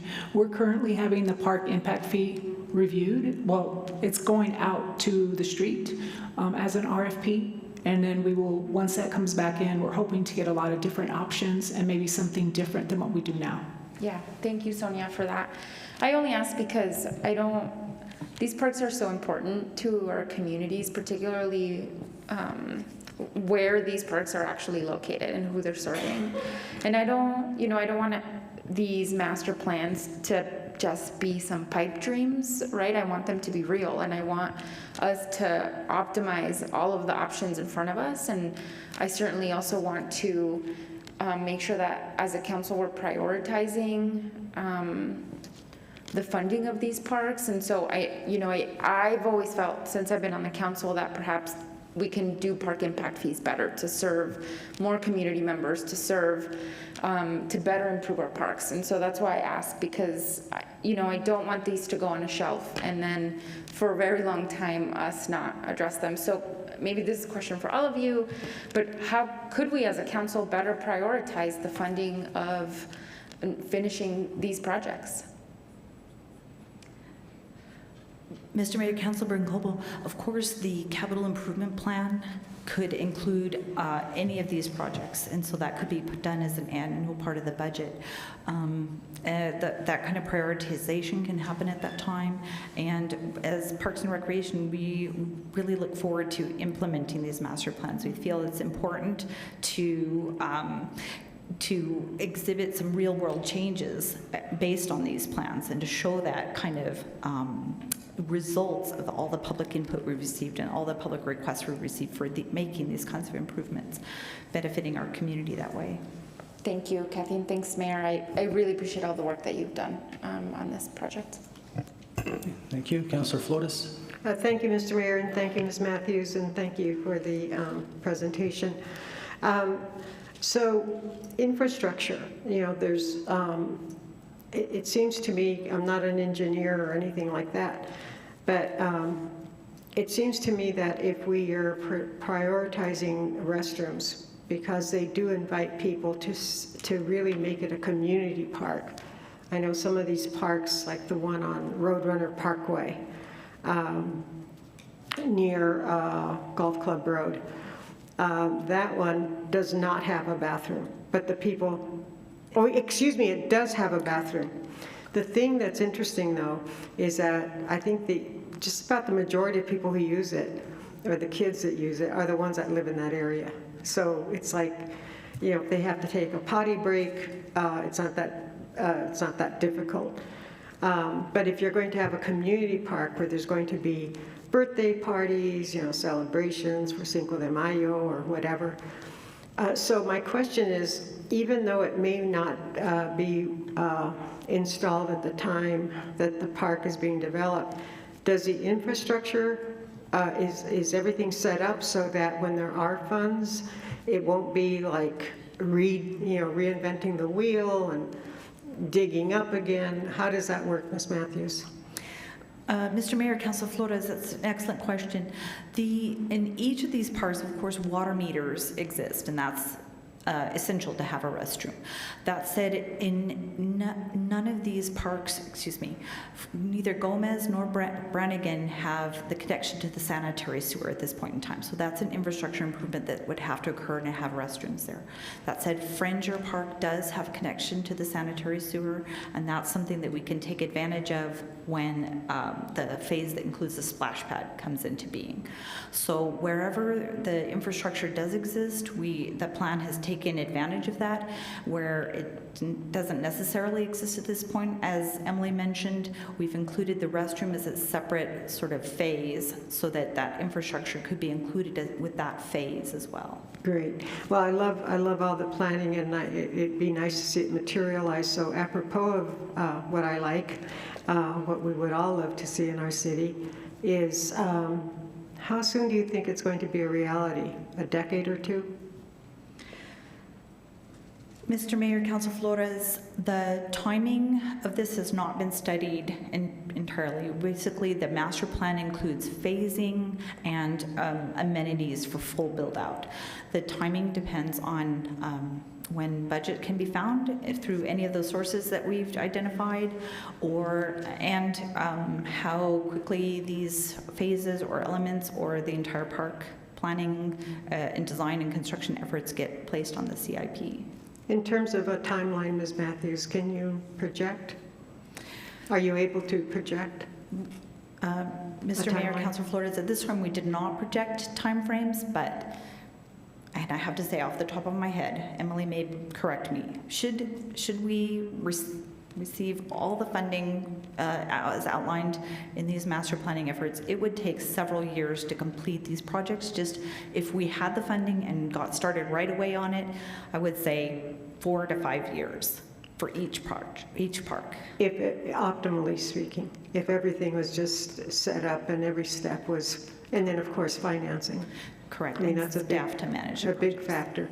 So some of us may not be on council to see that become a reality for a variety of reasons, but I think that it would really, I think, be helpful to the community, to people who are interested in the development of the city, as we are, to have those time projections, because it looks wonderful, and then we drive by and nothing happens. We drive by year after year after year after year, and nothing's happening. So it's good to know. I think it'd be good to put those timelines in there, probabilities. Or maybe this is all possibilities and not probabilities. But anyway, but I do appreciate your work very much, Ms. Matthews, and thank you to the consultants. Thank you, Mr. Mayor, Councilor Flores. Definitely, I tend to look at these as an investment in our community. Of course, those are long-term things. Yes, totally agree. Thank you, Ms. Matthews. Thank you, Mr. Mayor. Thank you. Any other questions or comments? Members of the public have any? Is that it, Kathy? That's it. Thank you, Mr. Mayor. That's it, Councilor Abeta. No other comments? No, I'm good. Thank you, Mayor. Okay, Christine? This is on the motion to approve Resolution 23-012. Councilor Abeta? Yes. Councilor Graham? Yes. Councilor Bencomo? Yes. Councilor Cran? Yes. Councilor Flores? Yes. Councilor Gandara? Yes. Mayor? Yes. Okay, we're also going to need a motion and a second for Resolution 23-013. So moved, Abeta. Is there a second? Seconded, Corin. Okay, motion made by Councilor Abeta, second by Councilor Coran. Christine? This is on the motion to approve Resolution 23-013. Councilor Abeta? Yes. Councilor Graham? Yes. Councilor Bencomo? Yes. Councilor Cran? Yes. Councilor Flores? Yes. Councilor Gandara? Yes. Mayor? Yes. Okay, so now we're at board appointments. Kenneth Coppage, District 2 appointment to the Parks and Rec Board. And now we're going to go to notice the proposed ordinances. There'll be no public discussion. Council may ask staff for clarification on the proposed ordinance. First one is 9.1, Council Bill number 23-001, ordinance number 3007. Bring it forward. Okay, bring it forward. So that'll finish that. And now we're going to go to council member board reports. The only report I have to tell you is, let me just tell you what was on our agenda for next work session, because I think we're going to have to cancel that, because I'll be out of town, as will Mayor Pro Tem Gandara. And one of them I really wanted to hear also was the animal companions relationship between veterinarians, spay and neuter emergency services. There's an organization that wants to do a telehelp, and so I wanted them to come before council. And then sustainability quarterly update, and then prisoner care. So we can move that to the following work session. So most likely we're going to cancel a work session next Monday. Okay, that's all I have. Mayor Pro Tem. Thank you, Mayor, for that. Just to let council know, it's my daughter's bridal shower in Colorado, so I can't miss that. But to add on to that, special thanks to Cynthia for all her work last weekend while I was gone, getting our kickoff meeting with the residents in the Tree Streets area, zip code 88001. We will be having it on July 26th from 6 to 7:30. We will be discussing the impetus of Lift Up Las Cruces, talking about what we plan for folks up there, and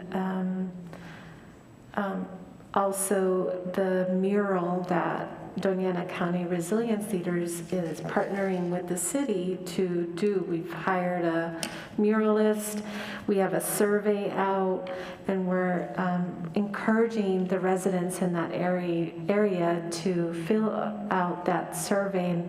And that survey really is to reimagine what our neighborhood could look like with the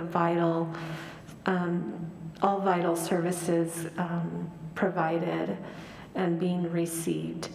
The muralist has given us some preliminary drawings, and they're really exciting. That mural will be on the north side of I knew I'd do this every time. Cravings Catering. Special thanks to Samantha for agreeing to have the mural in that spot. She's a business owner and has been a long-time business owner there. Wanted to bring up the information, and then Live Las Cruces. We were having our block party on July 30th from 9 to noon, and thanks to all the staff that's been working on this, getting this up and off the ground. It's no easy thing, but I really appreciate it, and I'm looking forward to it. I wanted to talk about the, in the past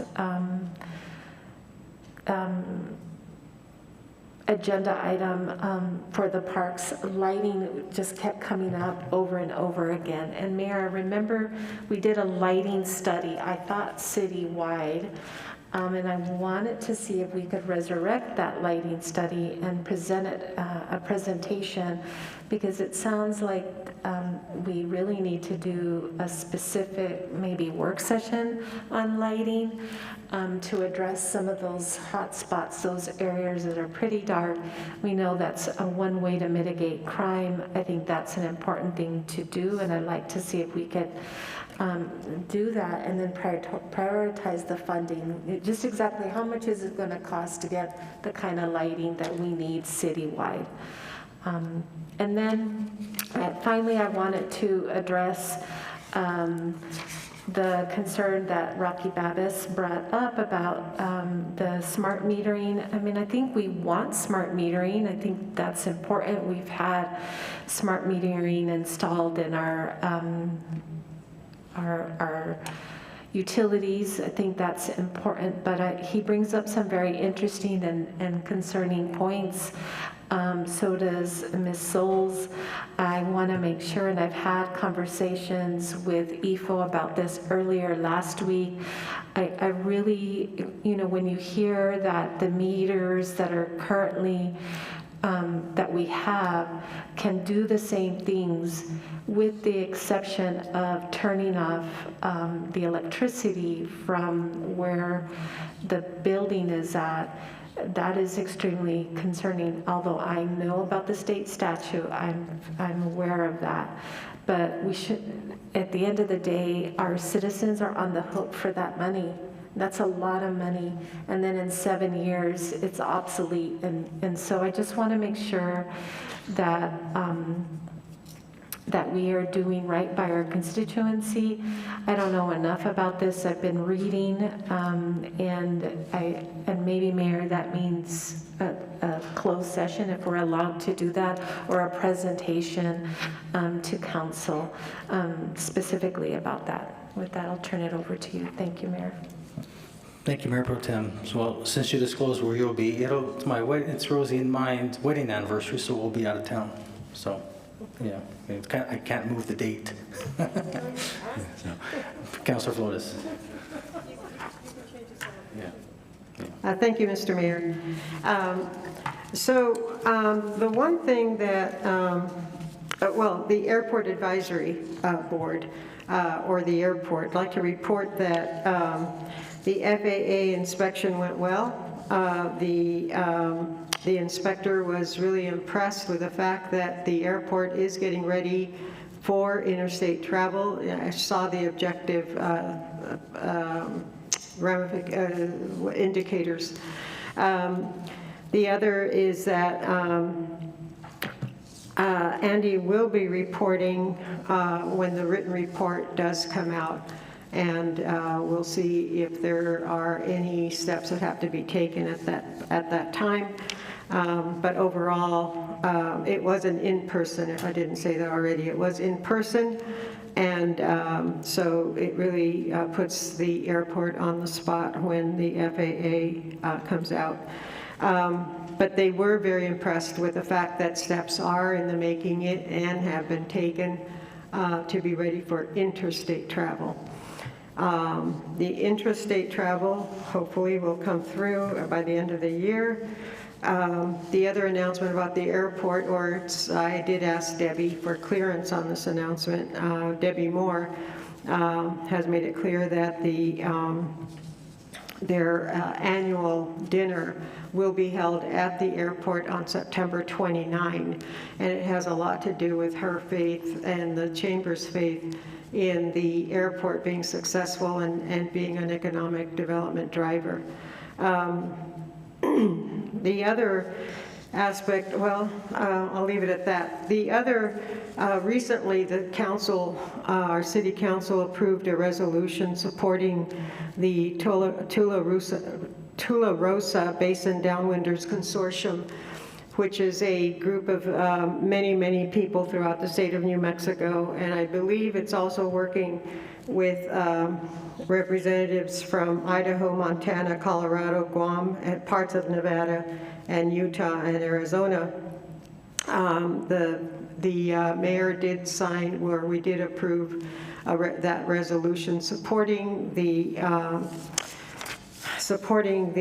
Radiation Exposure Compensation Act for it to pass Congress, and it did pass. However, another portion of it is still up in the air, and that's to include those states that weren't included initially. And as previously reported or presented by Mary Martinez-White, it is something that we are all downwinders, and I think she had, I mean, it shows, I have this little map right here, and the radiation exposure goes all the way down into Chihuahua and just all around, it just really expands. And also the effects or the fallout of that, that plutonium will be in the environment for another 25,000 years.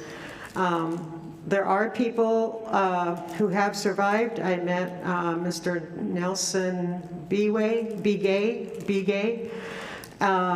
and Nelson Begay, and he had double lung replacement because his lungs were weak and failing. And there are people who have numerous cancers for those who survived, but there have been many people. I know that Ms. Martinez-White's family, I think there have been, she has a huge family, you know, like a family of 10, and then her cousins had cousins, you know, aunts and uncles' families, and so there's hundreds of people in their family who has died from cancer and other maladies, you know, lung failure, whatever.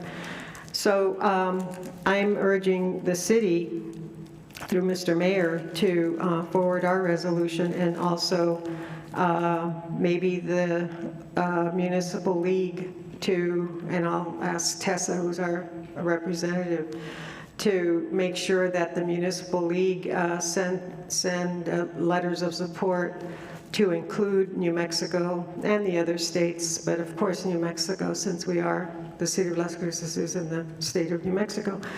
And I urge all of you too to go to the Trinity Downwinders, www.trinitydownwinders.com, so you can get the economic impact report, and or to join the Tularosa Basin Downwinders Consortium. It was really heartbreaking, totally heartbreaking to see families, survivors speak, and hear people speak whose families have been and continue to die as a result. So as a result, we are definitely all downwinders in this part of the world. I was born in El Paso 2 years after, and we've been very fortunate. Well, we've had a lot of cancer in the family, and now I'm wondering if it isn't because of that. But there's been no compensation whatsoever, and people have lost everything, sold their homes and all that just to get money for medical treatment, and still haven't received the medical treatment they should. So I encourage all of us to support this group, supporting us. Thank you, everybody. Thank you, Mr. Mayor. Thank you, Councilor. Councilor Coran? Thank you. I have a couple quick announcements for folks who live in my district. Rinconada Boulevard between Bataan Memorial and Roma Drive will be closed this week. Partly closed. There will still be two-way traffic, but they'll be working on some sewage replacements for the new Animal Services Center, which is scheduled to be opening up in December. So they'll be doing a bit of road work, and it will be a little bit more congested than usual at that first part of Rinconada just off of 70. I also want to thank Lieutenant Wiedela for doing a lot of community outreach in the last few weeks, and so she was mentioned earlier as someone who came through to some community meetings, and I really appreciate her following up with that. And then I also want to give a special note of gratitude to the staff liaisons for the Transportation, Sustainability, and Infrastructure Committee, who put together a really great sort of prioritization agenda planning session a few weeks ago, and I look forward to our next TSI meeting where we'll have a lot of participation and sort of thinking about what our priorities are coming up. So I just want to thank the folks who came to that meeting. So that's all I have for today. Thank you. Thank you, Councilor Bencomo. Welcome back. Thank you. Thanks, Mayor. Thank you. Yes, I do want to extend apologies for being absent for 2 Mondays in a row. I was on a much-needed vacation with my family, so I intended to call in last Monday, but that didn't quite work out. So my apologies for that. It was much-needed time off, and mental health is important, particularly in this job, and I definitely needed it after receiving quite a bit of, I'll call it what it is, awful emails from anti-abortion folks after I spoke out publicly about health providers coming into our community. So I just want to caution us of the misinformation that is provided by a lot of folks, and encourage people to reach out to the folks who've been doing this work for a long time, reproductive justice organizations in Las Cruces that are wonderful and active and have a lot of knowledge about the issue. And so I just want to make sure that I'm certainly trying to push back against the folks who misquote me and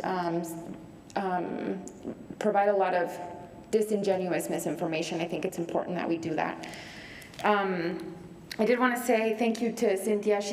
I don't know, there she is. She's doing a really great job handling everything, and I wanted to thank her and the rest of the staff involved in helping with our West Picacho meetings. We're having a second one this upcoming Thursday at 5:30 at Extreme Garage on West Picacho, and I just really want to thank the folks who've been involved in that, and the small business owners that are coming to the meetings, that are coming with really in good faith and wanting to figure out solutions for not only our unhoused neighbors, but just safety and security concerns that they're having, and beyond that's short term, and beyond that they're really excited about what it means to have a community-led plan to revitalize West Picacho, and I'm very excited for everyone for that area, and thank you very much to all the staff that has come, like Natalie's team, economic development, codes, and LCPDA.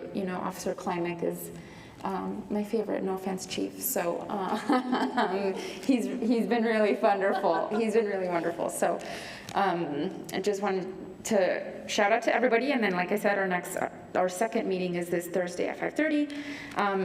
We also had our second Faith for our Unhoused meeting right before I left on vacation, and it was organized by Mayor Pro Tem, myself, and Reverend Carolyn Wilkins at Cafe, and we had a great attendance. And clergy members are in many ways at the forefront of the issue around homelessness, and are asking a lot of great questions and are coming up with a lot of great solutions. And a lot of them right now are interested in getting de-escalation training, figuring out how to best engage with folks who are coming into their congregations, figuring out ways to connect them to services. And it just for such a heavy and complex issue, it gives me so much hope that there are a lot of folks out there who are willing to come to the table, have courageous conversations, have difficult conversations, and come up with solutions that are going to be meaningful and that keep people's humanity at the center. So we have our third meeting scheduled for next Thursday at 1 o'clock, I think. I might have to double check on that, but it's upstairs on the second floor. So if you all know members of the clergy, faith leaders who you think would be interested, please let them know. They are welcome. We will have them. And that's it. We had to cancel our housing PRC for this week. We just couldn't figure out, we didn't have a fully thought out agenda, and I don't want to waste people's time. So we will meet next month. Thank you, Mayor. Let's just cancel everything. Just take the whole week off, everybody. Councilor Graham. Hey, thank you. I have missed no meetings, nor am I planning to miss any meetings, pretty much because I'm super boring and never go anywhere, but you're welcome. Just a couple of quick notes. I wanted to thank April Anaya, Director of the Doñana County Humane Society, for having me as a guest on their podcast. That's spelled PAWD cast. So cute. Gave me the opportunity to talk a little bit about my perspective on how we're working on animal welfare issues, and to gush about my own dogs, which I will never miss the chance to do that.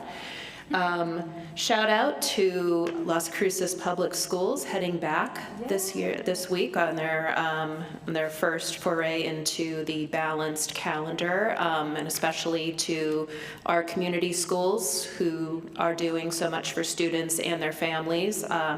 Councilor Flores and Mayor Pro Tem sit on that board, so special shout out to them.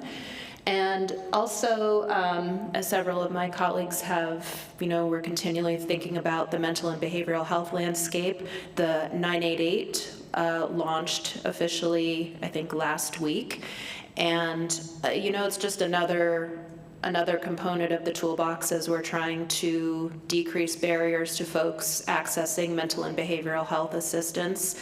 A special shout out to Mesilla Valley Regional Dispatch Authority, or MRVDA, board member there too. They are, as I love this characterization, our first responders.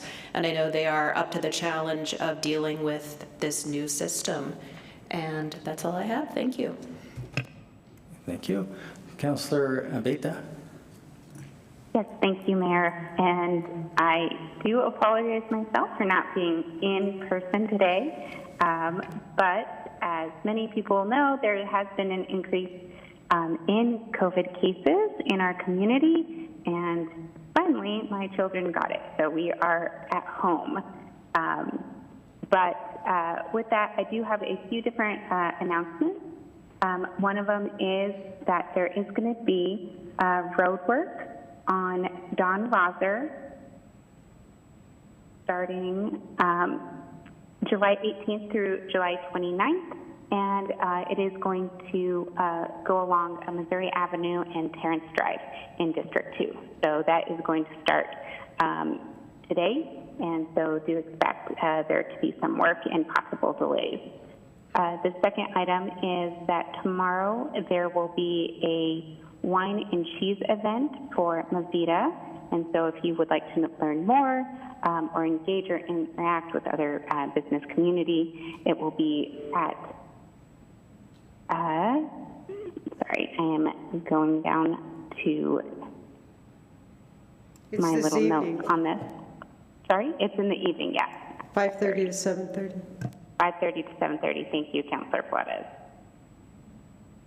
And we are not going to be having a quality of life meeting this week or next week either. We do have a few items on our schedule for August, but we won't be having it next week. And those are all of my announcements. Thank you, Mayor. Okay, thank you. So EFO is a little bit under the weather. So the city manager's report. Eric, did you have a report or just did he leave you anything? Thank you, Mayor. Just one thing that I wanted to mention was has to do with film Las Cruces. There will be filming later this week. It'll be happening at Apodaca Baseball Field. It's a movie, The Informant, starring Mel Gibson. So some exciting news that I wanted to share. Thank you. That was it. The Informant? Is that what it's called? Sounds pretty interesting. Okay, sounds good. Well, if there's nothing further, entertain a motion to adjourn. So moved by Flores. Second. Motion made by Councilor Flores, second by Councilor Bencomo. Christine? This is on the motion to adjourn the regular meeting. Councilor Abeyta? Yes. Councilor Graham? Yes. Councilor Bencomo? Yes. Councilor Cran? Yes. Councilor Flores? Yes. Councilor Gandara? Yes. And Mayor? Yes. Okay, we're adjourned. It's 3:09 p.m. Thanks. Have a good afternoon, good evening.